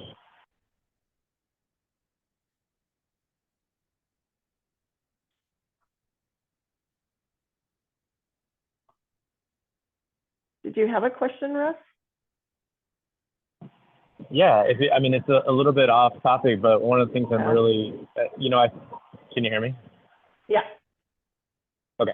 One of the things that, I think we heard different flavors of this across meetings. Like I remember Greg Fisher saying early on, whatever we, do has to be easier than putting in turf. And I just heard Frank say, this lowest pain point.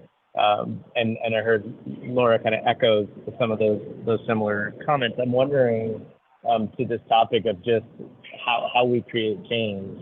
And this is maybe a slightly small rabbit hole, but I'd almost prefer to use our time this way because we don't have a lot of just total time left in these meetings. But I am curious of, do Frank, you or Laura or anybody else on the team think that there are things that do, kind of like the water sense passage? Is there anything like that we could do that would actually create change in big box stores, or kind of create these market shifts that we're looking for? Because I think that's another piece of this. Like if we're talking about policy and regulation, we also kind of need the market to follow. And I still struggle with that of how we can make that simple, or how we could create incentives that would actually create that kind of shift where we're not just getting the same seed and plant materials in these stores that people are getting and planting. I mean, if what we really need, and there's not enough money to, fund everybody to replace their lawn, we kind of need them step by step, square foot by square foot to replace turf with the right plant material. So how do we get them that right plant material? How do we create that shift? And I'm just curious if there are any ideas, and maybe starting with Frank. All right, wait, I am going to hold that question because that is a massive pivot. It relates. You can't pass policy without that. You can't shift, but without that. Before we go there, and I'm happy to dedicate time to that, but before we go there, I want to come back to this. Russ I think is proposing that CWCB can write this little section and has an idea of what it looks like and is willing to use CWCB to craft a proposal on this policy component related to the definition and administration, funding, low-hanging fruit for non-functional turf, and bring that back. Is that what I heard you say, Russ? Or is that the question I can continue to ask the task force? I think just to make the best use of our time, unless there are other ideas that somebody didn't speak to that we need to dig into, I think that what Greg said is absolutely right. And I don't think we're going to get into a ton of detail. Let's be honest, the more detailed a report is, the less it gets read, right? We need this to be effective and kind of convey the big broad ideas and capture some of the nuance in the margins. So we very quickly have to get to writing a report if we're going to have an end report by the end of the year. So my preference would be that we just move on in discussion and make the most use of our time so we can talk about new things and get to some other details that I don't have solidified in my mind, but I have a pretty good sense of what this should look like. And again, if I'm wrong, I how I would frame it. That's why we would kick a draft back to you. Okay, so let me pose that to the group then. Process question. Do you feel like the information you've provided today is enough to inform them moving forward on a draft? We could bring that draft back for review, much like we did with the definition of non-functional turf, to solicit input, or are there other ways that you want to proceed? Which, you know, there was also some other options on the table. So I'm just trying to get a sense of where you guys are comfortable with us going. And you can use the chat. Okay. And I'll follow up on this. Okay, so let me do it. I'll do it. Show of hands then. We'll create a draft for this particular component and bring it back for review. Show of hands, yes. Okay, sorry. Shouldn't be that hard, but I made it hard. All right, so we're gonna pivot to this response to this question for Russ. And we do have we have a big buffer. We might even end early today at the rate we're going. For this question around the market, let's, you know, take 30 minutes and then we'll take a break because this question continues to come up. It has come up in our past discussions. It's been in a lot of sidebar conversations, and it is, you know, the chicken and the egg question. Will the change in policy drive the market, or is the market need to be driven another way, more directly? So Russ has posed that question, and I think he asked specific, and now I've forgotten who he asked, but he had specific folks that he asked. We'll reiterate that in a minute. Waverly's replied with, you know, won't the market respond once there is a change in demand? You can sort of think water sense in that regard. And then if John McMahon and Rick would also maybe weigh in on this question. So we're going to open this up to this dialogue around what actually drives the market, and are there specific things that can be more deliberate in helping make this happen? So Russ, who did you ask? I'm sorry, I wrote it. I should have written it down. I distracted myself. I was curious what Frank and Laura thought. Okay, and I'm going to put you guys all on the spot. So in some order of Frank, Laura, John McMahon, and Rick. Well, I really would like to hear from John, because I think he represents the majority of the green industry, and I have a, you know, kind of an ongoing relationship with John, and I know that his industry would like to do more and feels like they are part of the solution. So John, if you can encapsulate a little bit of what you're feeling and hearing from your members and your board, I think we would welcome that input. No, great. Thank you, Frank. And I have to apologize. We had a flood, so I'm having a little technical issues along the way. Can everybody hear me okay to begin with? Perfect. We have blowers all around me. So yes, thank you, Frank. As you know, as some of you know, the landscape industries try to be proactive on these issues. About 5 years ago, we made a strategic move toward sustainable landscape management.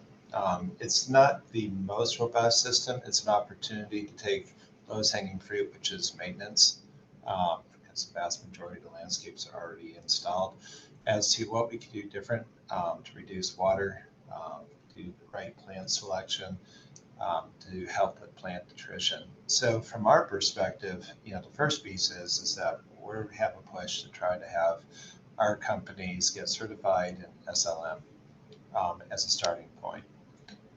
The second part is to have the communities, Centerra is a great example of that, and many others, that are looking toward as a branding opportunity to talk about the sustainability of their association.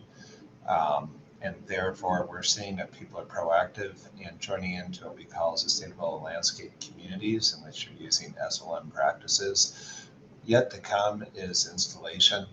And that's something that I'll be actually reaching out to some of you to see if you'd like to participate in the fall forum of how we take many of the information that's in here right now and tweak what we're doing with SLM. Now, there are some other things that are a little bit more specific to irrigation that we can certainly talk about. From our perspective is that we put, first of all, pressure on landscape companies to use these practices, and that we have this education opportunity to help them with that. The other piece is, and we talk about all the time, is what we can do to try to drive the consumer, in this case, homeowners understanding the importance of sustainability and what these practices may look like. We've already taken some steps with our media partners, Channel 9 Backyard. It's an opportunity that every Friday we talk about different tips you can give. The most recent, and I'll send you off a link, is the way that we're trying to change the way that people are looking at landscapes. And I know in this group we talked about Colorado-scapes, and it's something that we're embracing and trying to help explain and define what that new landscape looks like. So from our perspective, it's both. It's why I'm putting pressure on landscape companies to use these more sustainable methods. Second, it's to help the consumer drive education, understanding the importance of reducing water, plant nutrition, and really trying to have them reimagine what those landscapes would look like. So hopefully that gives them a little bit perspective, but as Frank iterated, and I know that any of the rest of you that work with us know that we're pretty keen on trying to help be part of the solution and not to offer any kind of resistance toward this. So it is education for the consumers, education for the HOAs. Those are some of the driving forces that we're dealing with right now. John, would you feel that the industry would support legislation if it were to move this direction? Or is that the position of ALCC? Or I know that you're not probably interested in leading that conversation, but you might not be in opposition, or does it depend on the details? Yeah, it's always a fun conversation. We have talked about it at the board level, and we are supportive of it. I think as long as we could do it in a way that does not disrupt, some of our smaller operators. I mean, a lot of our larger operators, have already moved into this direction.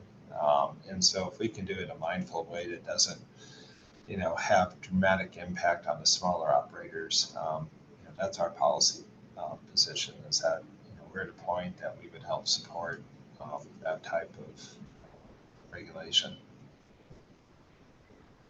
Clarifying question, John, when you say support legislation, I just want to make sure we're talking about the same legislation. Right. Frank, what legislation were you referring to? And John, what legislation were you referring to? Well, I mean, from our perspective, we would go as far as to say that there's a requirement that they need to go through, whether it be us with sustainable landscape management, to be able to have that certification, on the commercial side. We would be supportive of that. I think if we get more, granular into, actual water budgets and so forth, well, that's complicated just because of the diversity of Colorado. Yeah. Okay. Drew? Hey, I am a firm believer that regulation drives change. I have felt that way for a very long time. That expectation and assumption has tempered, certainly. Over time, we have had some very great successes by running sort of financial rebate programs in advance of regulation. You see that as a sort of an easier path. Certainly in Colorado, we, as a state, the local communities are very reticent to statewide top-down land use control.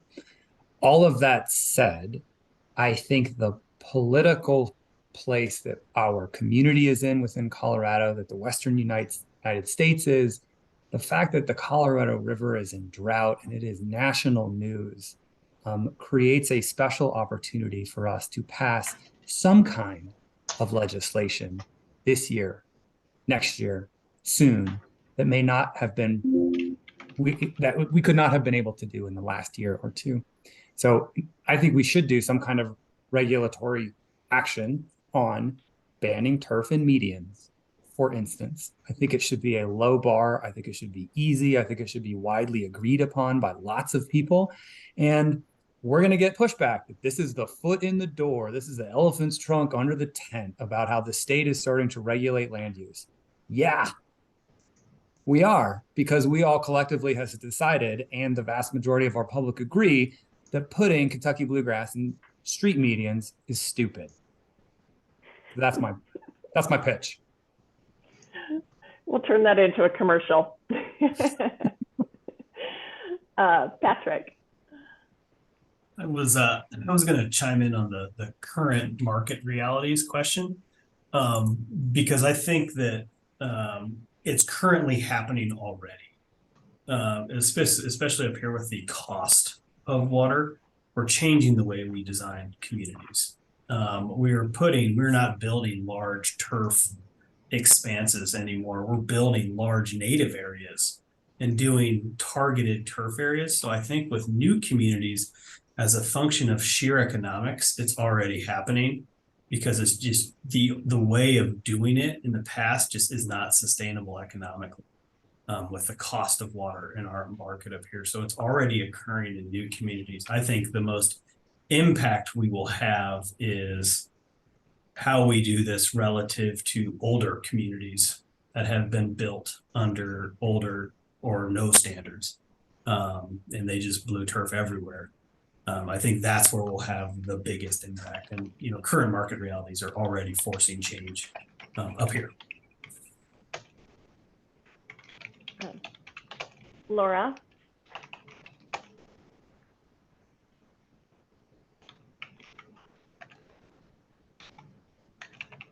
Oh, maybe she didn't have a question.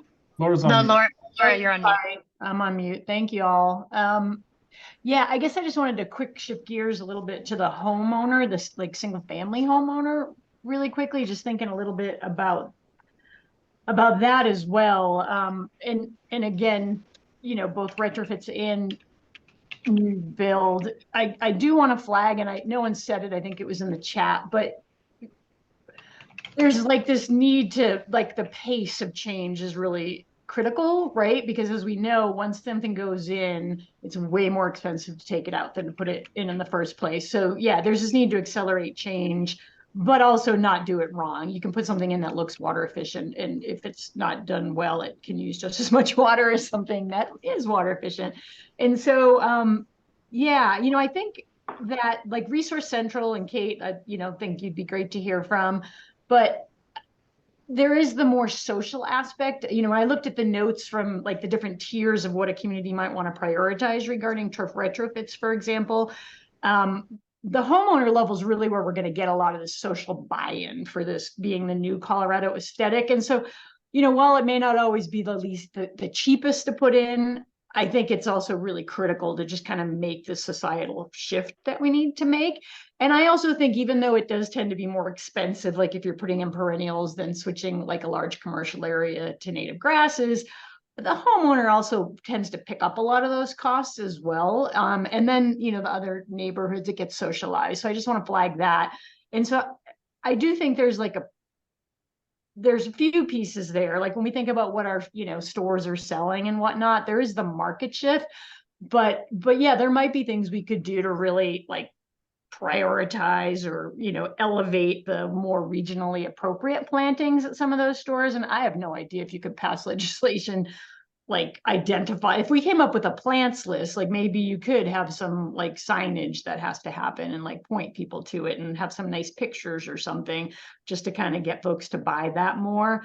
But I also think another piece that's important is, like, I've done a few properties with garden in a boxes, and yeah, like weed management and replacing mulch is really challenging. So I do think there's also like figuring out the grasses for the residential side of things where it works for folks, right? Like I think some of the native grasses, that's not going to necessarily, they may or may not work for like a backyard, but there may be some other lower water use plants that are not native, but they might work for single family residential, like some of the Bermuda grasses that are out there and things. So I just wanted to raise a few of those as some pieces that I think need to move. And I'm not sure exactly how to do that, but that might be some other things we think about, you know, when we're thinking about legislation. Is there anything there that we might also want to pull in?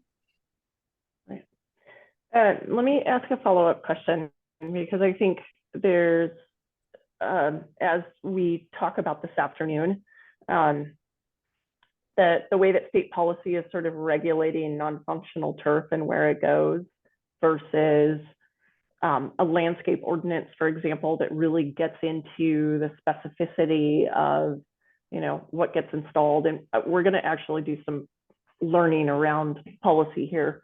Are you saying that within the context of single family homes, there's a role for the state in helping kind of drive that paradigm shift, or from a policy perspective, or more just in general from a leadership perspective, and that the regulation of that ought to occur at the local level? So just a clarifying question. I don't know. Okay. Okay. Question for you all to answer this afternoon. Okay. Definitely policy, but it, you know, there may be places where it could go deeper. Okay. So Paige, your note here, I think, kind of follows on some of the others, and then Patrick, I'll come back to you. Can you clarify this point in terms of the role of regulating plants, and I'm assuming plant lists, or maybe what's sold? So can you just clarify?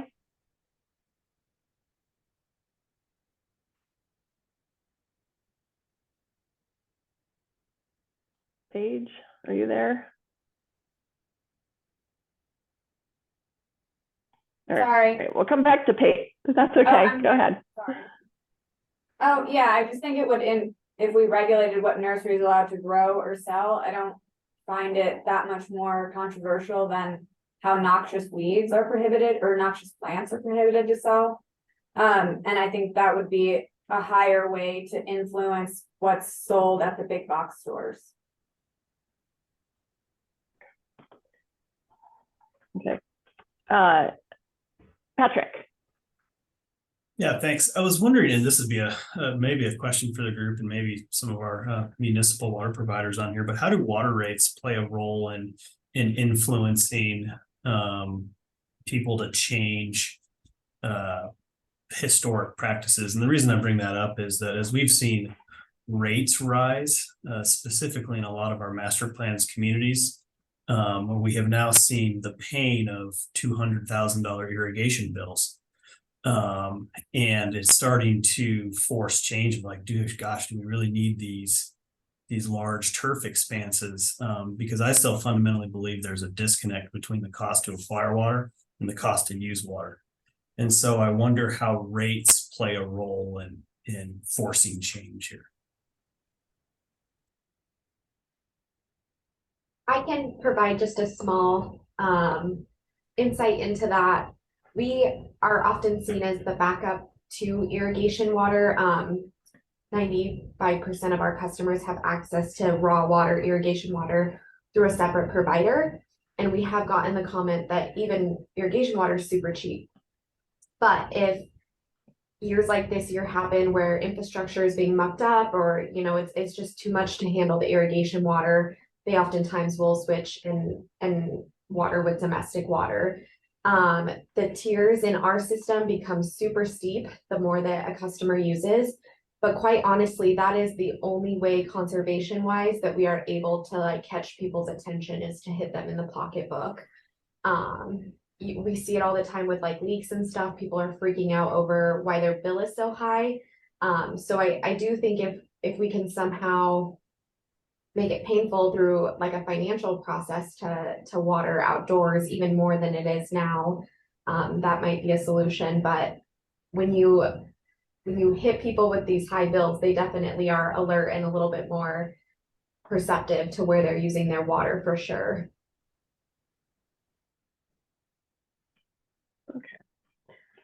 So I have a suggestion, which is we had a break scheduled. So I'd like to take a 10-minute break if everyone's good with that. I think it's time for coffee and a bio break.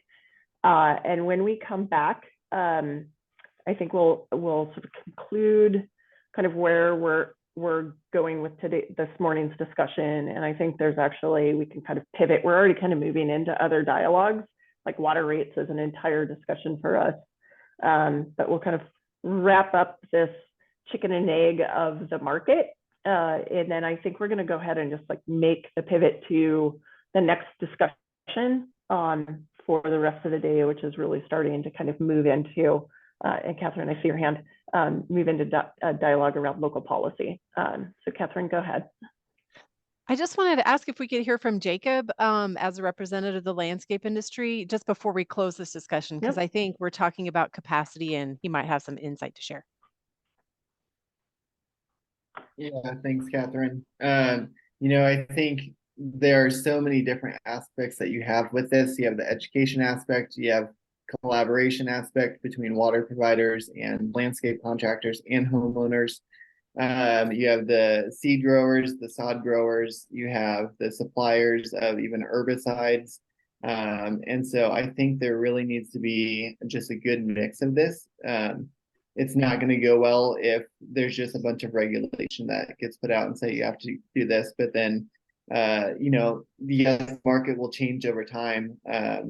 But if you know, there's not a lot of seed supply, or there's bad herbicides, or not good knowledge for installing these turf conversions, people are going to go to the easiest thing, which is probably rock, right? And everything will turn to rock. Or you know, there will be bad installs of native grasses, and then people will kind of rebel against the native grass. Well, this doesn't look good, this doesn't come in well. So I think, you know, Colorado Springs Utilities has done, I think, the collaboration and education aspect really well, holding classes, but then putting money behind these conversions as well. So yeah, just some food for thought. You have to engage the suppliers, you have to engage, you know, the sod growers, seed growers. It's easier for certain landscape companies to make a shift or make a change. And there's plenty of other companies out there. There's just a wide range of landscape companies, and they're going to say, well, what's available is this bluegrass sod that I can get from my sod grower. And so that's what I'm going to put in. That's what I know. So education and then supplier is huge. Follow-up questions for that. I think that's a good point. And we do have an entire dialogue sort of dedicated to this question of specific recommendations around training. But just one quick follow-up for you. You know, we've heard within the land use, you know, you'll hear this afternoon or from all of our speakers, like we're starting to see more and more communities adopt landscape policies. 7 years ago, it was really hard to find them anywhere for anything other than commercial aesthetics. And now it kind of like the integration of water efficiency is really in a lot of new codes. We're hearing from the builders that, you know, there's already a movement, on, at least on the Front Range, of builders installing more water efficient landscapes. Is the tipping point or early adoption sort of model for, you know, building capacity at the local level, is that accelerating at the same pace as these others, or is it lagging behind? That's a great question. I think it depends what world you live in. You know, I think from a landscape contractor perspective, it's lagging a little bit more behind, I think is probably our perspective. A lot of good initiatives happening out there, but I think even in Colorado Springs, until there's more pressure to do one thing or another, just what is currently happening, kind of the status quo is already, you know, there's not enough incentive to change. So you can get by even with bluegrass, even with a lot of these other things, with kind of the status quo. Okay. Questions for Jacob? Okay, it's essentially 10:40. Let's take a 10-minute break. And when we come back, we'll sort of make a little bit of a pivot, a little wrap up, and then a little bit of a pivot. So we will see you at 10 to 11. Hey, Marta. Yep. I think we're all an hour ahead of you. Oh, sorry. Right. I'm in California. I'm so sorry. Were we going to do a lunch break, or are we going to like push straight through to 2, or what was your plan? That's a great question. That is a great question. I'm so sorry. I've been in California for a couple of days, and I keep forgetting that my computer clock and my phone clock are on different time zones. Thank you. Yeah. Let's actually, are you okay with pushing through 10 minutes? Okay, so let me do this. I am here. I thought we were so far ahead. We're right on time. Oh my Lord. I don't even have like baby brain. I have no excuse. Okay, I'm going to provide a synopsis of what you guys have discussed in the past. So just give me 1 second to close this, open this up and get it to the right spot.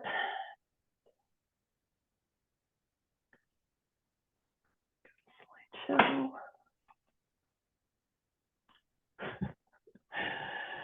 Waverly, it wasn't just you. Apparently, I missed a meeting with Waverly yesterday because I was wrong on time. It's embarrassing. Okay. No worries, Marta. Apparently I can only function in one time zone at a time. One time zone gal. Apparently. All right. Do you see my screen for the review of policy alignment ideas? Yep. Yes. Okay. Let me figure out how to advance this. That's not it. There we go. Okay, so sort of returning to what we're going to accomplish this afternoon. We're going to hear from Waverly and Lindsay Rogers of WRA, a little bit from me, and from Scott Williamson. All of us actually provide technical assistance on policy change and have been doing it for many, many years. And we want to provide a little bit of insight into some of the challenges that we're seeing with communities just, adopting really water smart policies. And then we'll have a discussion this afternoon about, or after lunch, about, what are the best ways to move this forward? Like we're talking about potentially, different ways of doing this at the state and the local level to kind of create this momentum. What I keep hearing from many of you is, take a systems wide approach and look at where the different varying levers that we can influence and how do all of those levers work together. So if this morning we were talking about what is the best way to influence low-hanging fruit on non-functional turf through state policy regulation of non-functional turf in those really obvious areas, then how do we utilize local government policy to take it to the next level? So those will be sort of the exploration questions. We'll do this in breakout, but I want to reflect back what we heard from our prior meeting. So in that prior meeting, I kind of crafted this into a statement. The statement might be incorrect, but there was what appeared to be very wide, and again, sorry for the W, wide agreement that where a community is investing money in turf replacement, that community also ought to be regulating new development. And so there is still, even if there were a state policy, there still are opportunities for local governments to move forward with integrating in regulation of non-functional turf, as is occurring in Aurora and Castle Rock, Colorado Springs. So, there's a statement here. You guys will have an opportunity to sort of refine that this afternoon. The other thing that we heard from you in the last meeting was, yes, we should be updating land use policies. And this is why we're diving deep into this. And you began to explore elements of the policy that you might like to see people review. And that included, a discussion around ground cover, turf in certain spaces, water waste ordinances, having a plant list. And then you identified many barriers and opportunities within this. And that was all sort of summarized in that feedback form. You identified that within providing either, model policy to emulate, or in structuring recommendations for communities, that maybe, and you've brought this up again this morning, those should be tiered in how you approach those. And the recommendations, should provide different options for different community capacities. So these are these reoccurring themes around how do we actually craft recommendations that will be useful. If you look at some of the model codes that have already been written for Colorado, many of them, and I've written them too, so I'm guilty of this as well, it's everything. It's like, go to the highest level. And we have a lot of communities in Colorado that do not have either very strong or even, and sometimes have no land use policy related to landscaping. So what are the different ways in which we can recommend adoption of policy that would work at the local level? Because the same discomfort with the state regulating also exists in many communities at the local level. You brought this up again today, and I think this is sort of a fascinating complement as we're talking about the recommendations. You made very specific, not a recommendation, but proposed the idea of within this task force, while we are focused on landscapes and thinking about how to make them more water efficient, that there are overlapping community values and goals related to sustainability and equity that are also important, and that the distribution of green space is an important equity consideration, as is thinking about climate resiliency. And so you had a number of sort of ideas around these that I thought were very well articulated, even though we didn't speak to them in great detail. I think, can you guys hear me? I think my, can you still hear me? Those just died.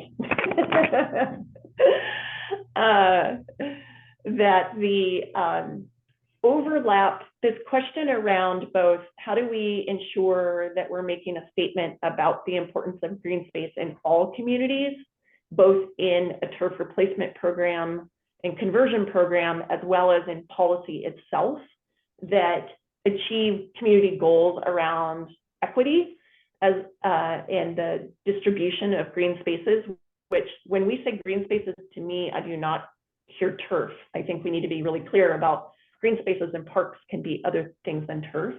And then the second, there are these questions around, the overlap between irrigated landscapes, heat island, tree canopies, which are often part of streetscape policies, and that there are some questions to explore here. So I want to just flag that this is a recurring consideration, and we can continue to build on recommendations related to these to be included, but I don't think it necessarily precludes the other recommendations that you're making for how to manage something like non-functional turf. Just as an aside, I think some other states that are dealing with some of these same issues, in particular in California, has been doing some work around heat island and equity much more for a longer time, that there's some lessons that we can learn from them and how they're continuing to promote tree canopy requirements, but also changing the ground cover requirements and the irrigation requirements to achieve a common goal. So Waverly and Lindsay and Scott are all going to share after lunch, but I'm going to go ahead and share my reflections before on what it's like trying to assist local governments with trying to move forward water efficiency policy. The key thing that I have found, and just for record, like I have helped with the design and delivery of the Growing Water Smart program, which Waverly will speak to. And as part of that have been assisting, at this point, I would say half the state. I've touched on, not every community, but at least half the state in terms of geography, in trying to advance policy change related to water efficient landscape ordinances. And I do that both through code writing as well as doing policy audits. And the key thing that I will say is a struggle for local government is they might have the value of wanting to be more water efficient, but when you ask them specifically what they want the code to accomplish for them, they have a very difficult time identifying the goals. And there is often a disconnect between what might be in their water efficiency plans and what they're trying to achieve in terms of policy change. So I created this framework, and it might not be 100% accurate, but it's sort of what I use to help walk a local government client through selecting the components of a landscape code that they might want to include. Because without doing this, it's like a choose your own water conservation adventure, and they take the best practices of water efficient landscapes and they choose based on, we have capacity for this, but not for that. We have political will for this, but not for that. Well, this one's in our water efficiency plan and this one is not. And what you end up with oftentimes, and I see some of you nodding heads, is a amalgamation of different code standards for water efficiency in landscapes that do not fit together to achieve what they're trying to achieve. So I often approach it as, when we talk about mulch and plant types and landscape design, we're trying, and in this case, non-functional turf, what we're really trying to accomplish as an outcome is to reduce the total amount of water that a landscape might require. We're trying to go from water thirsty plants to more efficient plants. And there's multiple ways in which to achieve that. With irrigation, when we're really talking about irrigation, and there was for many years a push to install all the most efficient mechanisms for irrigation systems and the design standards. You can have really water thirsty plants and have the most efficient water irrigation standards, but you're not necessarily achieving your overall goals. You're just not wasting water on whatever you're choosing to irrigate. The best practices for inserting code standards around irrigation are pretty well established and very easy to adopt and put into a code. Whereas when we get into plant types and plant lists and what we replace it with, those typically refer to a plant list as a standard in a code, and those are not available widely across the state. The idea around a maximum amount of water on a landscape, we're going to kind of go into water budgets. I have a lot of communities that come to me and they're like, we want to do water budgets. And they have zero capacity to actually do the review, the tracking. They just know it's a good thing to do. So there's a lot of communities that think they need to do that, but they have no staff capable of doing it, and they end up contracting it out for review to an outside agency. And so as we talk about should there be a required water budget or should there be a maximum allowable water, to get to that level requires building capacity within departments across the state. When we talk about California, every single community in California has a water budget. Not everyone in Colorado has that capacity, and it requires a lot of work to get them there.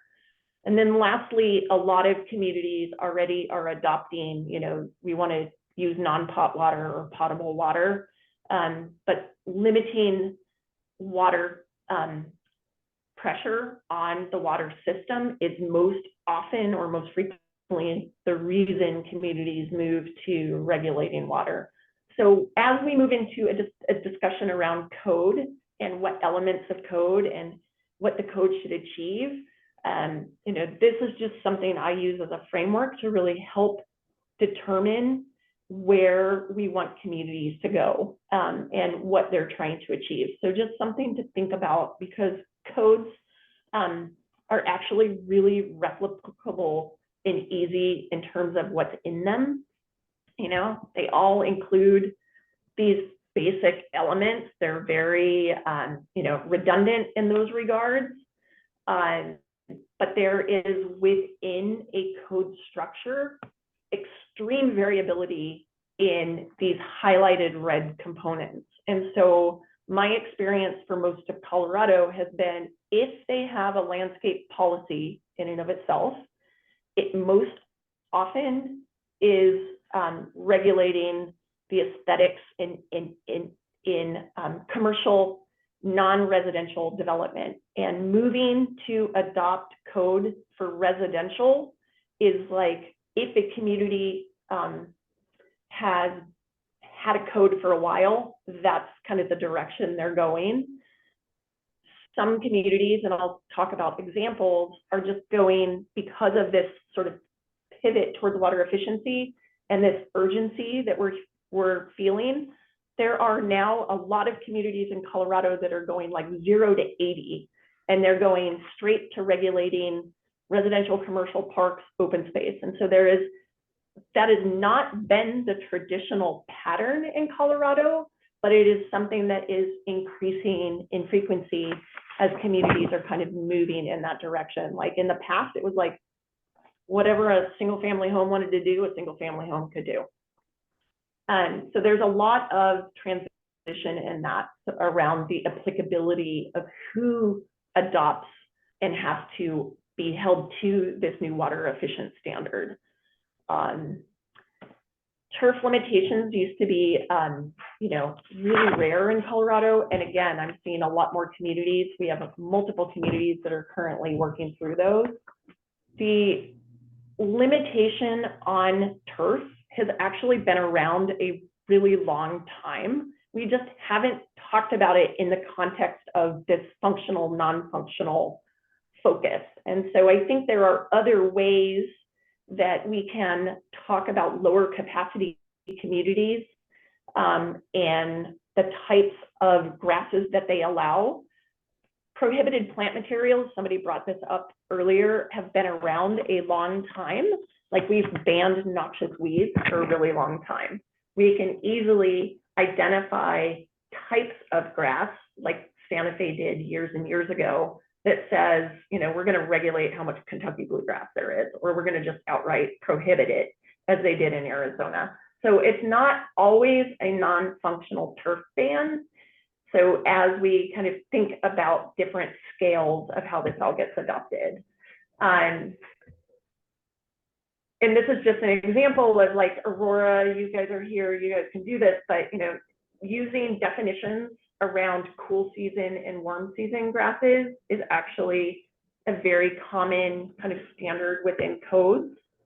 And then we regulate in land use code where those different types of things go. So a non-functional turf ban in and of itself is not the definition is not the policy, it's how it gets incorporated into these code elements that are sort of a nuance of those of us that work on the ground and are trying to, you can't just give me a non-functional turf definition. I have to convert that into code standards. The code standards are what regulate, and we regulate location, type of irrigation, water use. Like the code itself is really specific. So I often get asked if I'm going to do a code update and I want to create water efficient codes, what is my low hanging fruit? And I get this question all the time because they look at a model code that has everything, all the best practices, and it's very overwhelming. And so they're trying to figure out what is the best way for us to, advance this so that we can actually achieve some real water savings. So typically I say, if you're going to do plant materials and look at plants, use your money to go towards a plant list, because that will allow you to really identify what type of landscaping you want, and you can place specific standards around how much of a landscape is water efficient versus inefficient. You could do that through a water budget, but that's the more complicated way to do it. And a water budget is more valuable if you're trying to create choice in landscape design. If you do not have the capacity for choice in a landscape design, and it can be anything, then using a plant list is a way for a community to say, we want a percentage of our plants to be water efficient in the low to very low standards. And so that you're seeing a lot of that in code right now. So I typically advise communities to go that way, even though creating a plant list is a cost to every community right now. It would be much easier if they were just out there and I could just say adopt that. But I start there with that, and then I say yes, in the irrigation efficiency, absolutely, there are some basic things. There's a lot of inconsistency from water provider to local government and utilities in terms of watering schedules, whether they have them, whether they do not. And so if you're in a region, it can be 5 different water schedules or no water schedules, or some are mandatory and some are voluntary, it's all over the map. So if I'm working with a county, I will usually advise that county set the standard so that it's across your region versus depending on which water provider. And then lastly, just sort of starting with some alternative water resources. Some of them already have non-potable water, but within Colorado, we see a lot of communities who have non-potable water, and they're like, you're excluded if you use non-pot because it's an incentive to take pressure off of our water system, but you don't have to comply with the water efficiency irrigation standards. And I think that's a question kind of going forward. So on the higher end, I already said that. On the higher end, and we'll break for lunch, these are the things that I typically see communities have a harder time with lower capacity in terms of implementation. And that is, really managing the, streetscapes, parks, all the different departments to align around how to promote water efficient design buffers, parking lot medians. And this is where something like a statewide standard would help those lower capacity communities, because it would provide them with the guidance to do that. There's now a lot of models to copy, but there's still a lot of questions they have about how do we build the capacity within our department, like Cynthia was saying, to then manage those landscapes. So there's usually some internal capacity building that has to match that code requirement. Same thing with sort of like regulating plant materials, like moving towards landscape plans that include specific locations or layout or design that have to be verified and confirmed or managed in terms of installation confirmation. Inspections for irrigation and the qualifications for those irrigation installations, which we've talked about, and then moving towards towards these diversifying your water supplies on those resources. So I do think that as we think about code, there are spectrums. I might not have the same ones that you guys have, and I'm sure I'm not probably even as smart about some of this stuff. I'm just really good at code. So, you know, there's probably room to correct these, but I do see that there are spectrums, and we really are seeing huge shifts in communities wanting to adopt these. And I think there's a lot of interest in really moving this forward. And we almost every single Growing Water Smart have communities that want to do a code update on outdoor water use because it is the low-hanging fruit in terms of consumptive use.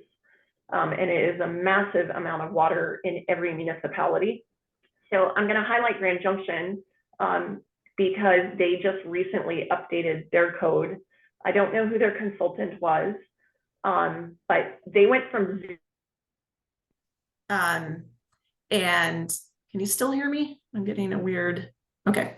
And this is my last slide and then we'll break for lunch, but they're an example of a community that went from no regulation, no water efficiency standards at all, to a very specific requirement for, you know, 75% of their any plants or 85% of any plants installed being low to very low on a plant list. And that was applicable to all development, new development. They did, however, still allow some turf installation, both in family landscapes as well as then in some places like right-of-ways. And I'm like, oh, so close. They were so close. So in terms of Colorado, I think we're at a place where landscape codes are really taking off. We have Arapahoe County as a whole about to adopt a very high standard, very water efficient landscape code. We have multiple communities in Northern that are looking at it. Like, I think we're at a place where if we can create the framework for these are the things that are going to help you save water, focus on these, that we would see a very significant shift in communities' political will to do this for the same reasons that Drew said. There's a lot of the value there. And that has not historically been the case. So I think this is kind of an exciting time for policymaking and interest in this specific type of policy.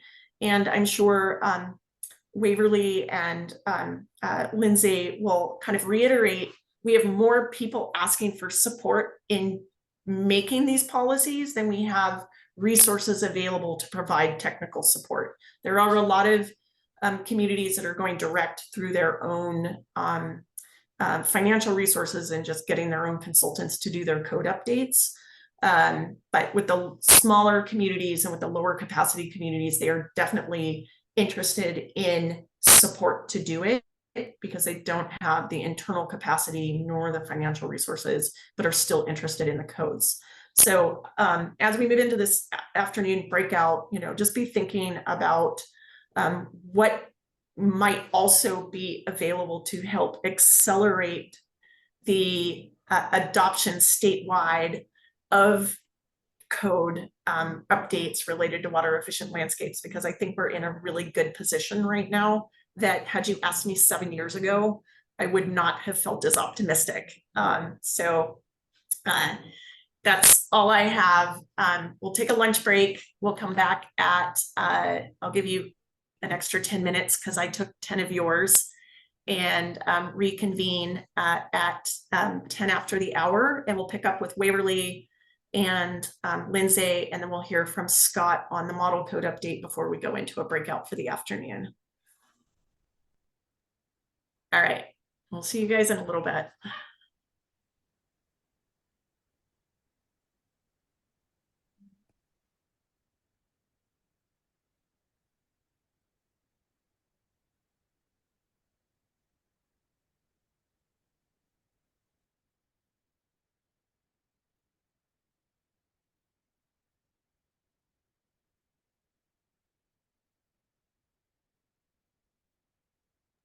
And yes, Hey, that's Marjo? 110.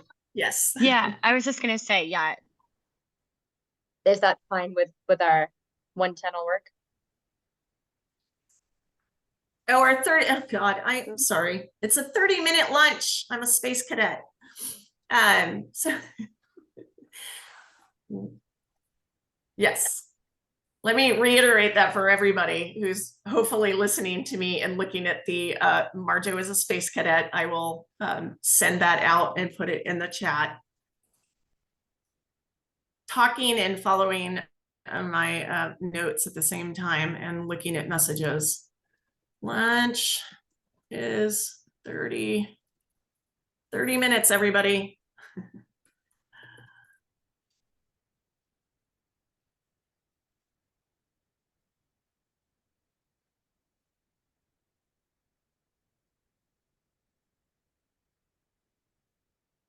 Yes. Thank you. Great. And Marjo, will I be able to share just a couple of slides? On my Zoom, it says host disabled participant screen sharing. So I don't know if there's a setting to change that. Yeah, you're enabled now, so you should be able to do that. Yes, got it. Okay, thanks. Okay. See you soon. So I should be working with all of you for the rest of the day in the appropriate time zone. Let's wait for Jenna and Kat. There's Jenna. I'm here too, just finishing the Okay. last of my lunch. Okay, great. All right. All right, welcome back, everyone. All right, so we'll just sort of dive in here on the plan for the afternoon. We're going to hear from Waverly Claw with Sonoran Institute, one of your colleagues on the committee. Lindsay Rogers is here from Western Resource Advocates, joining her peer, Laura. And we've also invited Scott Williamson from DOLA, who you can see as well. They're going to share their own reflections, and then we're going to go into breakout for the rest of the afternoon, or potentially all of the afternoon, with the goal of, the big question is really, what would you recommend to local governments to adopt? Like, how does this turf replacement landscape transformation goal align with policy? And that can be policy on local government utilities and water providers, but with a real emphasis on sort of this notion around the landscape policies. Russ had mentioned, at the start of the session today, be creative, think beyond just what CWCB's role is. And I inherently, when I looked at all of your recommendations from the last meeting, which included a long list of good ideas around building capacity, I immediately thought that you were already thinking outside of the box, because many of those are programs that are currently being funded by the state to support moving water efficiency forward in our communities. DOLA already is a state agency that receives funding to support the implementation of the Colorado Water Plan.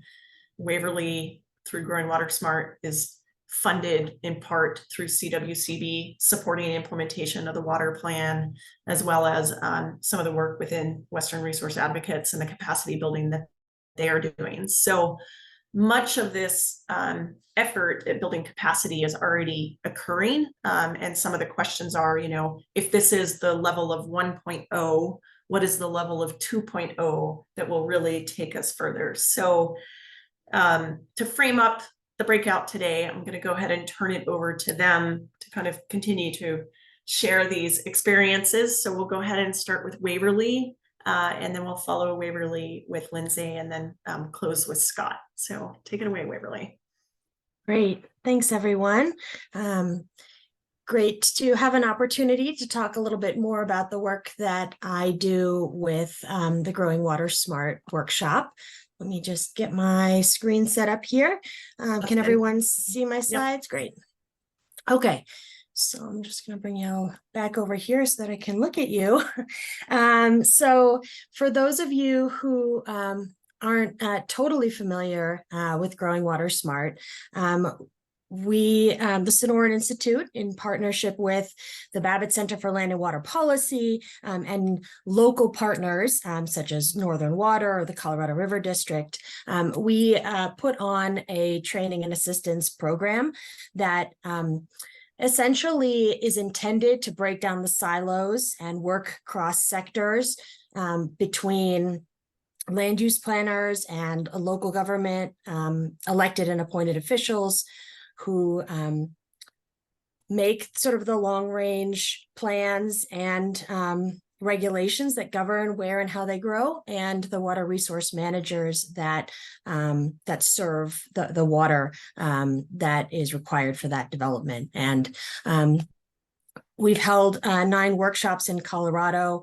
and trained participants representing about 68 different cities, counties, and towns since 2017. And on the right of the screen, you can basically see the curriculum that we go through in this process.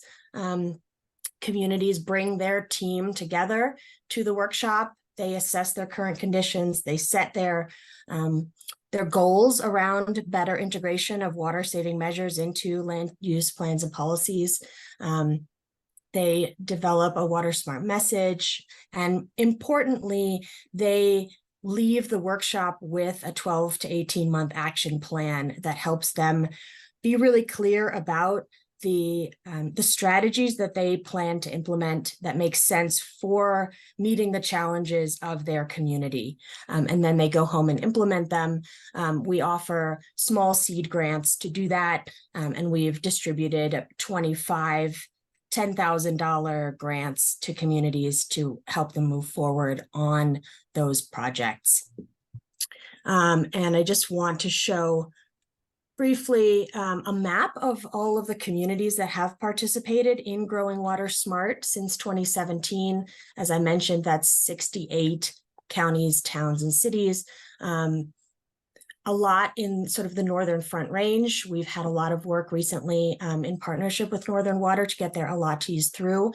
And we are about to hold a workshop on the Western Slope in Grand Junction that is actually going to serve a number of additional communities in the Northwest. What I did was pull together a little bit of analysis around the communities that have participated and what their outcomes have been related to reducing outdoor water use, either through updating their landscape codes or identifying turf replacement on public property, or the development of incentives for turf replacement on private property. And as you can see, just looking at the last 2 Growing Water Smart workshops that have been in Northern Colorado, we saw that 10 out of the 12 teams opted to focus on landscape code updates as the vast majority, and or turf replacement programs as well. A lot of that coincides with the fact that we have increased emphasis around the opportunities in reducing water use through landscape policies in our curriculum. We've had people come in. Aurora has talked about their policy, Castle Rock, et cetera. And so we're showcasing that peers are doing this. And also the CWCB turf replacement program was stood up in the past year or so. And so there's been a lot of buzz around accessing that resource as well. And then 9 out of the 25 technical assistance grant projects have focused on landscape code updates or turf retrofit or demonstration gardens as well. So you can see some of the communities that are really making moves in that respect. And again, these are just the communities that have been through Growing Water Smart, but that's the lens through which I'm viewing a lot of this work. And in reviewing their action plans and in what we hear during the workshops. This is kind of a high-level summary of some of the needs that we hear pretty regularly. I think there are questions from communities around like, well, what are kind of the baseline targets or like guidance for what we should be aiming for? Like, what is kind of the minimum for a good water saving, water efficient landscape code? Where do we get the funding to either hire an outside consultant to write our code for us? The communities that participate come from a wide spectrum of capacity, staffing, expertise, et cetera. So, how can we get the help we need to make this happen? Marjo mentioned this a lot, plant lists. I mean, that is a strong need, and that takes time and effort and expertise. And so that kind of goes with the second bullet about how can we get funding to develop a plant list to reference when we update our landscape code. There is often question about what are neighboring communities doing, our peer communities, what are the approaches that they are taking in their landscape code updates or in their turf replacement programs. And similarly, there is sometimes a bit of a discarding of best practices from communities that they don't align with or identify with in various respects. And generally, communities are looking for kind of a clearer or better understanding of like, well, what are the water saving impacts of kind of the various elements of landscape strategies? And I think there's research all over the place about that, but and this is kind of linked to the messaging bullet point further below. People are looking for kind of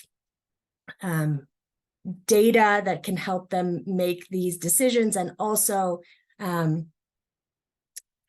advocate for the need for this change and what the potential impact will be. And so maybe collating or having all of that in one place where they can utilize that information to better examine their options and match it with their goals, like Marjo was saying earlier, is a need.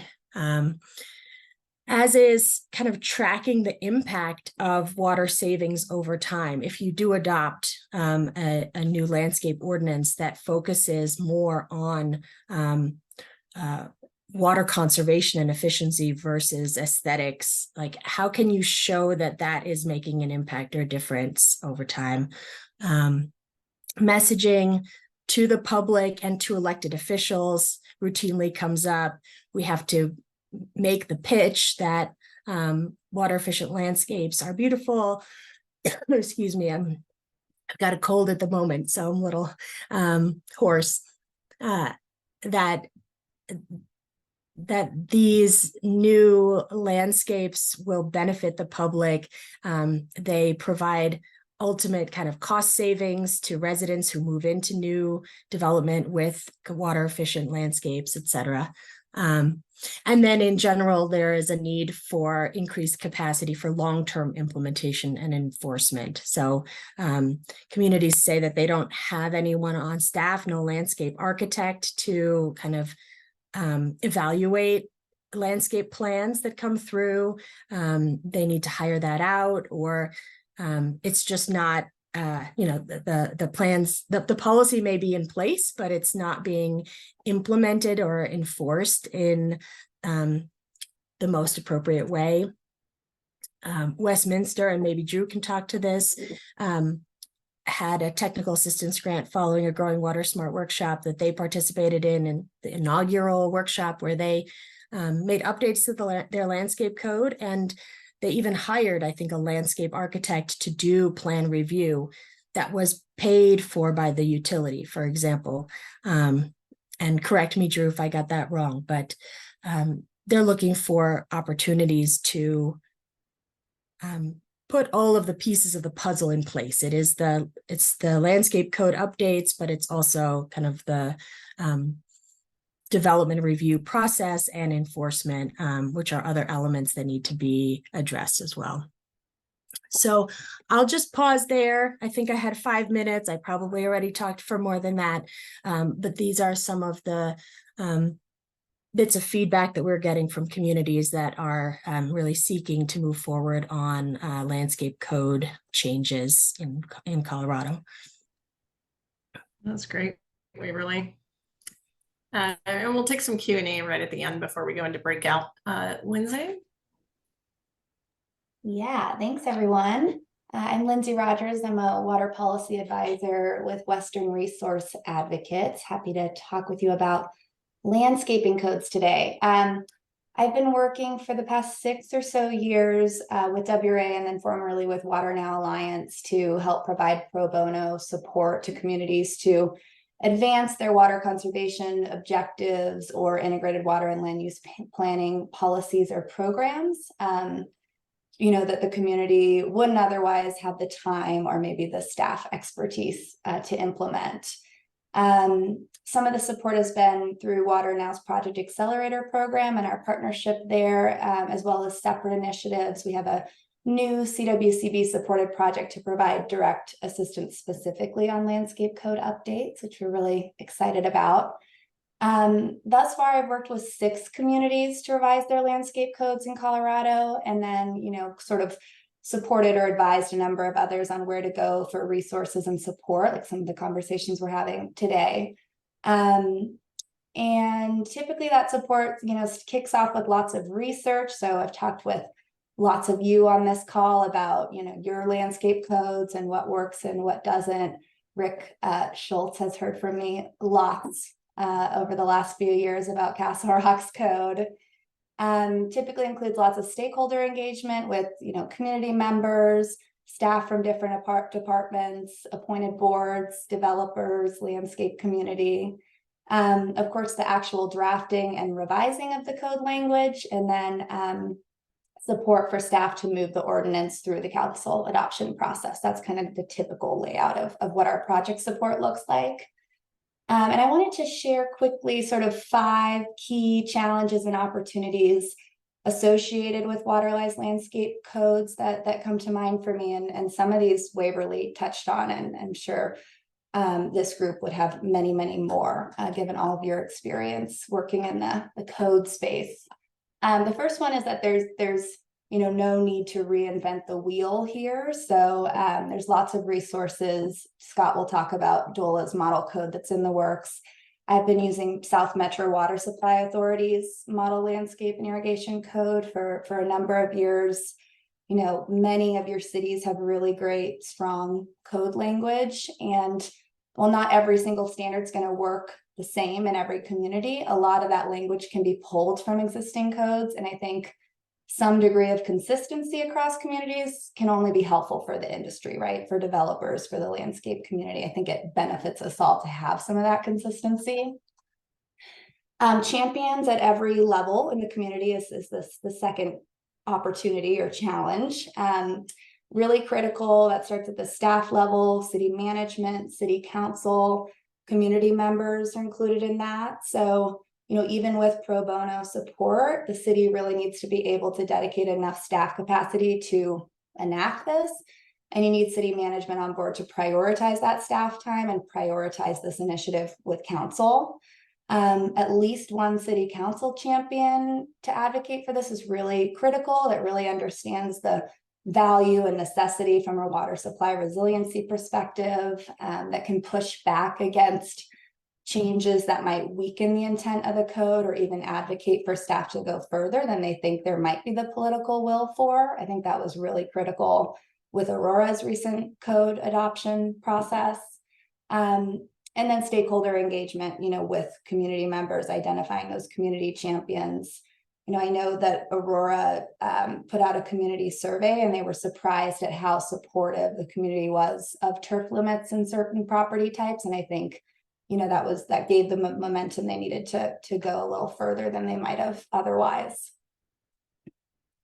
The third opportunity here or challenge is that, some landscape code standards tend to be less controversial to adopt and implement than others. So, less controversial standards are those that we're seeing sort of almost across the board or in most landscaping codes, like living plant requirements, mulch standards, hydro zones, maintenance, sort of like general xeriscape principles and best practices, irrigation efficiency we're seeing more of, but more controversial, unfortunately, tend to be those standards that have the most potential water savings. So there's a few.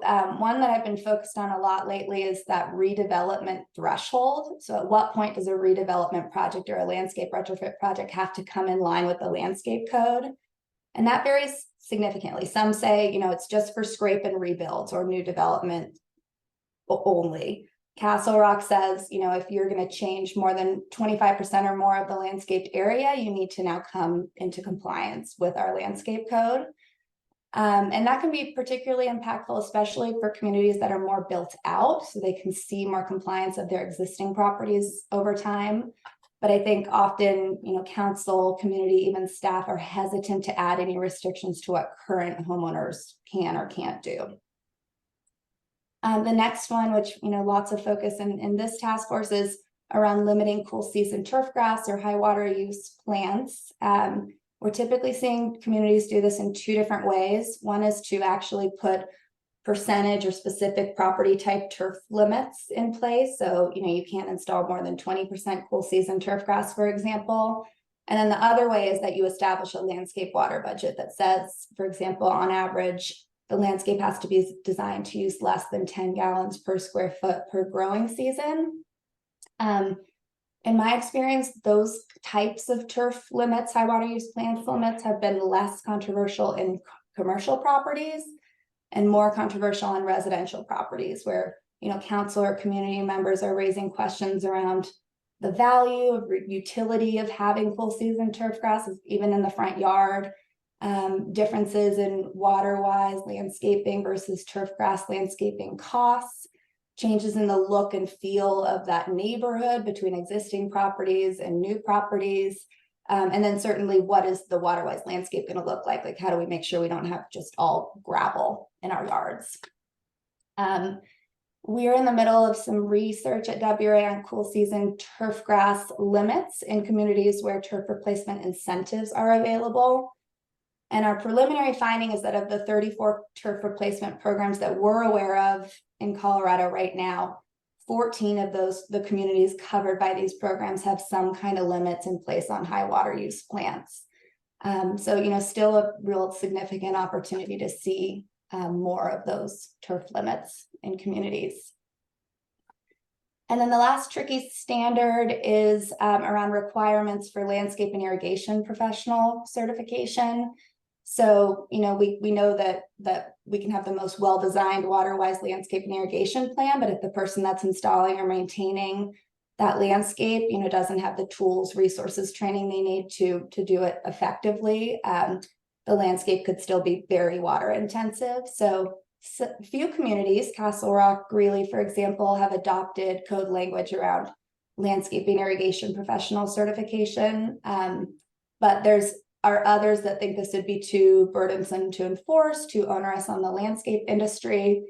And I think there's a real argument to be made with this one that having different landscape and irrigation certification requirements across all of our communities could become very challenging for the landscape professionals. And that's why, there's some states that have moved in the direction of developing statewide landscape licensure programs. Number 4 is we need to think critically about what the staff review and enforcement process looks like post-adoption. So Waverly touched on this, cities need to be realistic about the capacity and the expertise of their planners or water use utility staff that are going to be reviewing landscaping plans, conducting site assessments. That often means hiring new staff or funding for consultants. And it also could mean training for your existing staff through quell or irrigation analysis. And then the last item, which Waverly also touched on, is sort of an untapped opportunity to use data to make these codes more impactful. So we worked with a city recently where a council member asked, you know, well, what's going to be the water saving impact of this code over time? Like, do we need to go this far? Are we going far enough? How does this fit into our water resource master plan? And it was a really good question. I think that assessment is doable. It just requires more analysis than like our traditional water conservation programs, right? Because you have to assess like anticipated growth rates, development type, average savings, and anticipated from a new versus existing landscape code. But I think this is something we need to see more resources developed, you know, either doing that assessment prior to adoption or it being best practice that several years on. I know this is an Aurora's code. You go back and you look at those water saving changes over time, and you maybe readjust your code based on your supply needs. And then the last thing I wanted to mention on the data side is that as we see more communities move towards the water budget-based rate structure approach, I think we have a much stronger landscape code enforcement opportunity, so we can more closely tie that water budget rate structure to the amount of water that a given landscape that complies with the landscape code should be using, and then really financially incentivize folks to stick within their water budget. And I will pause there. I'm sorry if I went over time.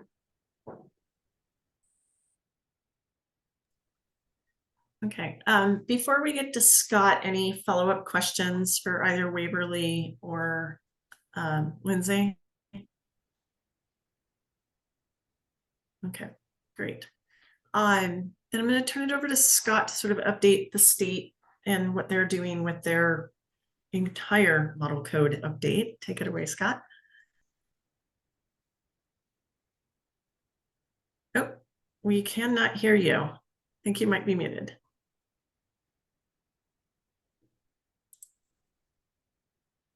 You know? That's great. Okay, excellent. Well, thanks everybody, and thanks for the opportunity. It's good to see the folks on the call. Yeah, I'll just start by saying I'm the land use and water planner with Colorado Department of Local Affairs. This position actually was established as a full-time position from in 2020 after the state legislature passed House Bill 2010-95, and thanks many of you on the call for supporting that. That, if you will recall, included a water conservation, or sorry, a water element in comprehensive plans as an optional piece of comprehensive plans, but then included some requirements associated with that water element if a community chose to include it in their comprehensive plan. So along with that legislation was also dedicated some funding towards technical assistance to local governments who choose to include a water element in their comprehensive plan, and that's my position. The model code that I'll be talking about today is developed within our team here. We're part of the Division of Local Governments, the Community Development Office, and then I'm in the planning team as a piece of that. And Mitch Hendrick in our office is the project manager for this project, and is working with Clarion Associates and Brindle Group as the two main consultants for that. And for those of you who know, Clarion has experience in developing codes nationwide, and then Brindle also has a lot of experience in this water, on the water aspects. So I'll just say, you know, the Division of Local Governments is really focused on supporting local governments in problem solving, and then also investing in local communities through grant programs like the Energy Impact Assistance Fund, which is the largest funder of comprehensive plans in the state. So that's kind of our MO, if you will, is problem solvers. And we always have kind of our target audience in mind, which is small, mid-sized communities, rural communities, folks who might otherwise experience capacity constraints related to planning and administration of a local government. And so we always try to strike a balance in our work statewide between what's best practices, what information is available, and then what's possible at the local level, given capacity. So enters the model code update, and this is a update 15 years in the making for the county model code, and then 20 years in the making for the municipal model code. And again, this is for mostly small, medium communities. Larger communities, more well-resourced communities would probably look potentially look elsewhere for models. And what else did I want to say about that? So the model code is rarely adopted wholesale. Each individual community will run it through their local process, and tweaks are made based on local conditions and interests and values. And then while the code contains a landscape section, it is just one piece of the larger land development code. So that land development code, just for sort of a sense of where that landscape code fits, the land development code includes zoning, overlay districts, development standards, incentives, planned unit development, procedures and administration, financial guarantees, violations and enforcement, areas and activities of state interest, and definitions and rules of construction. So a lot of code language to go over. And frankly, in the technical advisory committee that is helping support development and update of the model code, there's only so much time to go over any of these particular issues. So the level of depth that this task force is able to get into on the landscape side is much greater than will be available to the folks updating the model code. So we're currently, for the county and municipal codes, we're at the 100% draft stage, which means that not that it's final. No, don't take that 100% as final. It just means that all the sections have been written. So there was a review at the 30% stage. Now we're at the 100%. We're getting some more input from the technical advisory committee, which includes a lot of local government folks at the county and municipal level, as well as folks involved in land use at various scales, nonprofit partners. Lindsay has been part of that. And so while there is some really positive momentum, I would say, on a lot of water efficiency elements in the model code, there are limits, in terms of how far we can get on the landscape section.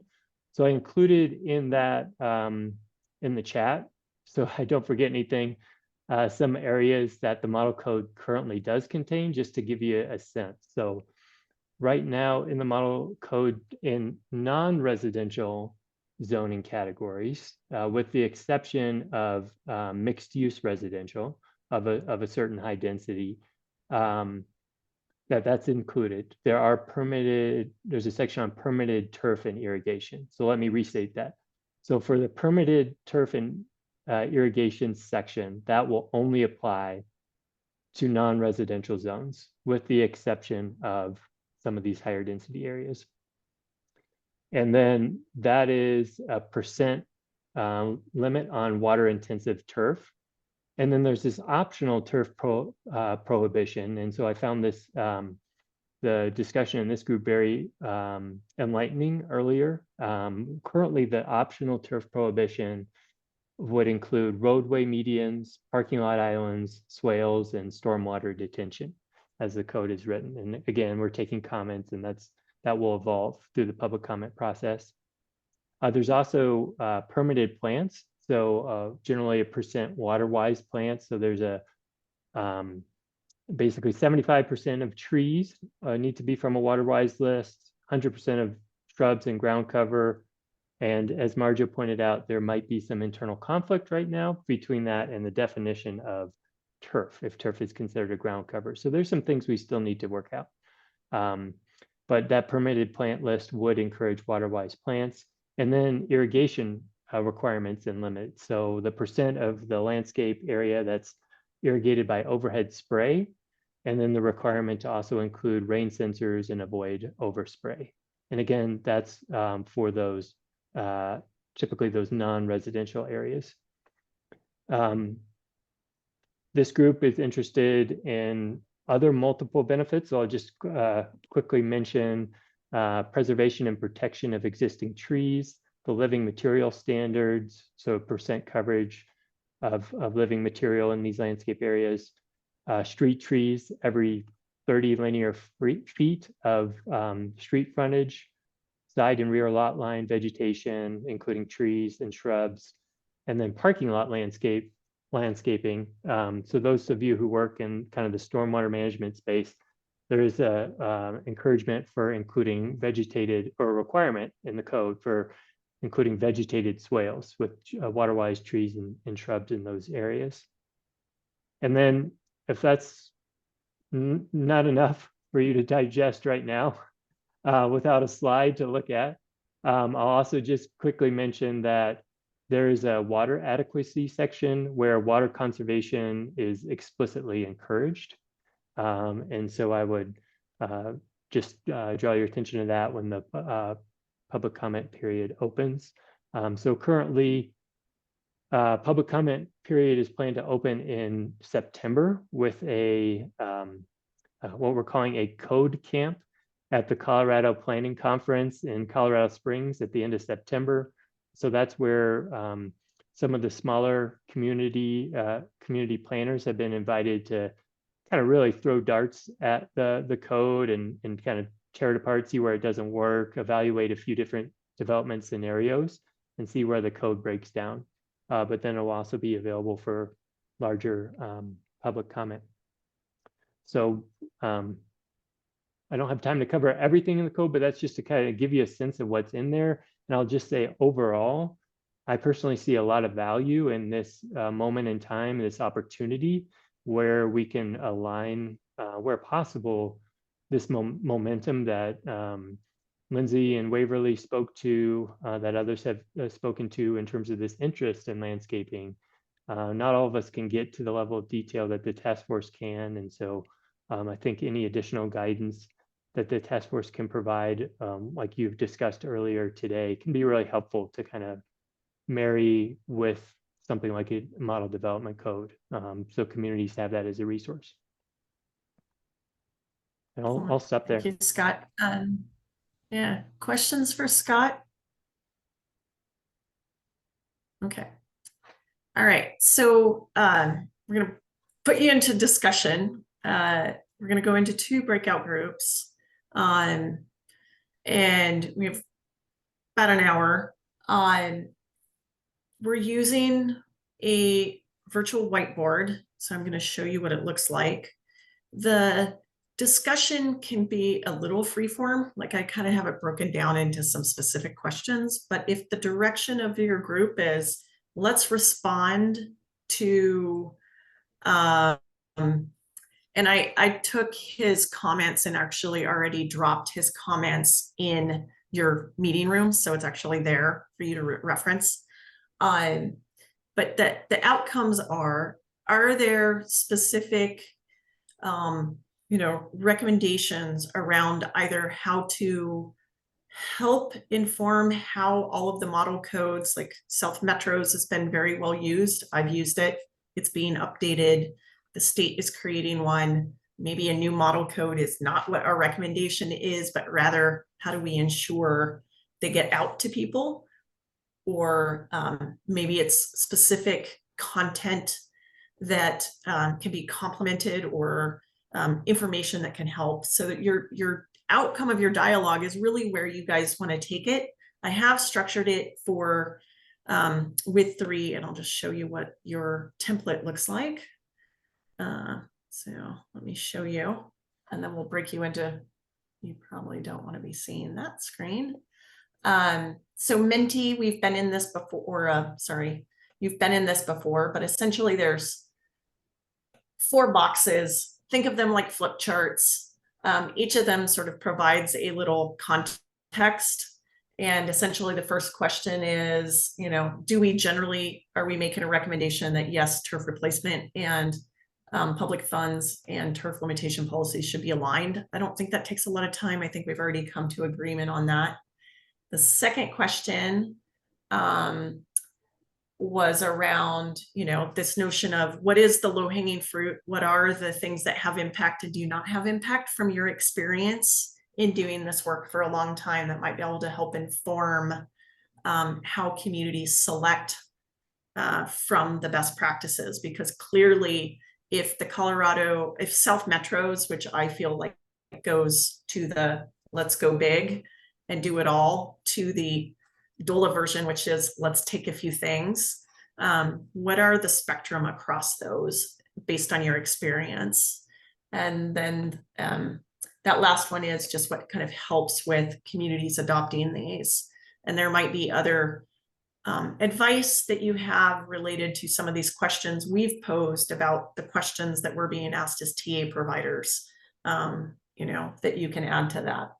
And lastly, just what's the big takeaway at the end of your discussion? Just take kind of 10 minutes at the end and just say, all right, if we had to summarize what we as a small breakout group discussed, what was it? What are the key things that we want Marjo to include in notes to reflect back to us and keep as a record? So these are whiteboards. You can drop ideas in there. If you don't have time to discuss everything, put them in there as a holding place, anything. This is really sort of a free form in that regard. And I want you to identify as a group what you think you want to achieve by the end of your hour. So I am going to open up the breakout rooms.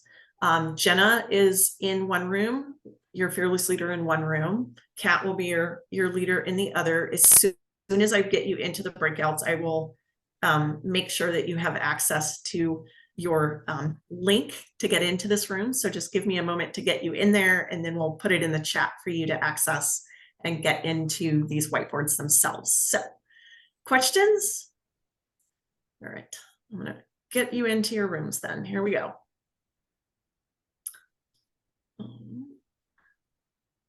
There everybody goes. And Lindsay and Scott, stay for just 1 second while everyone gets in. Okay, did I get everybody in a room? Who's not in a room? Hold on. Drew. I think Drew's in a room. What's up, Lindsay? Drew gets to stay in his own room. Oddballs, unite. So Drew, you should see, it should have prompted you to join. Did it? Okay, hold on.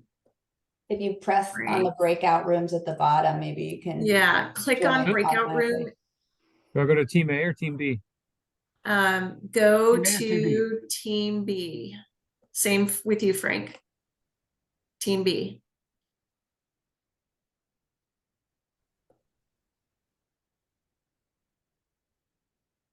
Okay. And then I have to say, hold on just 1 sec. I have to find out what room.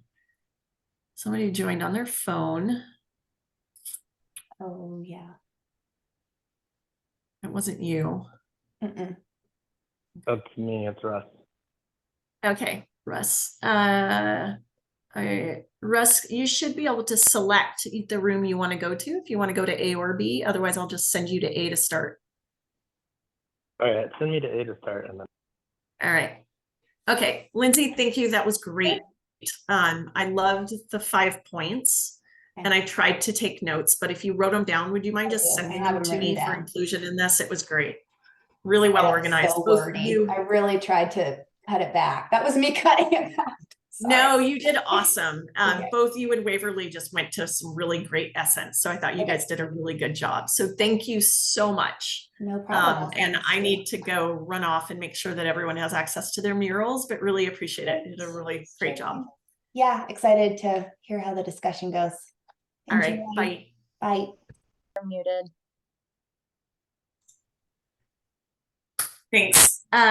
We covered a ton of territory. And as one of the groups just summarized their notes was, it's complicated. So our hope will be to be able to take, both your notes, the surveys, the transcripts, to try to bring Sorry, Patrick. Yes, it is violent. To bring it back together, Jenna, as she expressed earlier, for any reflections, thoughts in between discussion topics that you think need more depth, or you are like, I have an idea, do not hesitate to bring those to us between meetings. We're trying to take lots of content and complexity and try to figure out how to synthesize it and break it into, singular discussions, and clearly they're all interrelated. And so these meetings, I do want them to work for your time, the value that you're bringing to this group. And so do not hesitate to share your ideas with us, and in terms of how we continue to move towards something productive, by December. Our next meeting is September 26th. In person, we will create, an online option for those of you that cannot travel, but we hope to see most of you in person. I'll join you in that time zone. And the focus of that upcoming meeting is to dive a little bit deeper into some of the ideas that you've already started to do today. So we'll bring those summaries to you, but those are around, this question of water budgets, which we speak to in terms of, I think we can develop some recommendations on community best practices and how you all are using them currently. On the policy level, there's this question of, should there be a water budget for the state? And is there, a maximum amount of water use that should be identified? And we even kind of started today to talk about the complexity of a recommendation like that, but we will pick it up and sort of come up with a final response on that one. And then also to talk about this question around capacity, which we brought up today, and whether there is a value to standardizing what ought to be, the best practices for landscape contractors and irrigation installers, or whether it's community by community, that decision. So those are huge topics, no big deal. There's one other topic we didn't finish today. I actually wanted to present to you the kind of the principles that came out of our meeting number 1, where we really focused on what are the values that we're trying to replace turf with. And I think what Jenna and I agreed was we would just send that to you in a feedback survey to sort of judge whether that's got value or not. So you will be asked to kind of provide some input in the interim. And we'll do our best to provide another synthesis of what came out of this meeting, because it's evolving. So questions before we break? I do have a super quick one just about that document. That was super helpful, especially because I missed the first in-person meeting. There were a few language terminology suggestions and stuff. Are you guys fine if we just send comments on the actual document itself? Yes. Yeah, that would be great. Okay. Much appreciated. Yeah. It will save us having to do a lot of, if we can kind of iteratively edit language like we did today around, should public be used in, it will help us make the final 2 meetings more substantive and less editing, if that makes sense. All right, I will turn it back to Jenna to close out, and thank you very much. Yeah, thanks, Marjo. I'll just be real quick because I know we're over, but thank you all. I know sitting on Zoom for however many hours, no matter what time zone you're in, is a lot. So thank you. We appreciate you. This is a great conversation. And thank you to Rick for hosting us in September in Castle Rock. And we look forward to seeing you all there. Reach out anytime if you have any thoughts, questions, concerns. We're here. So thank you all and have a great rest of your day.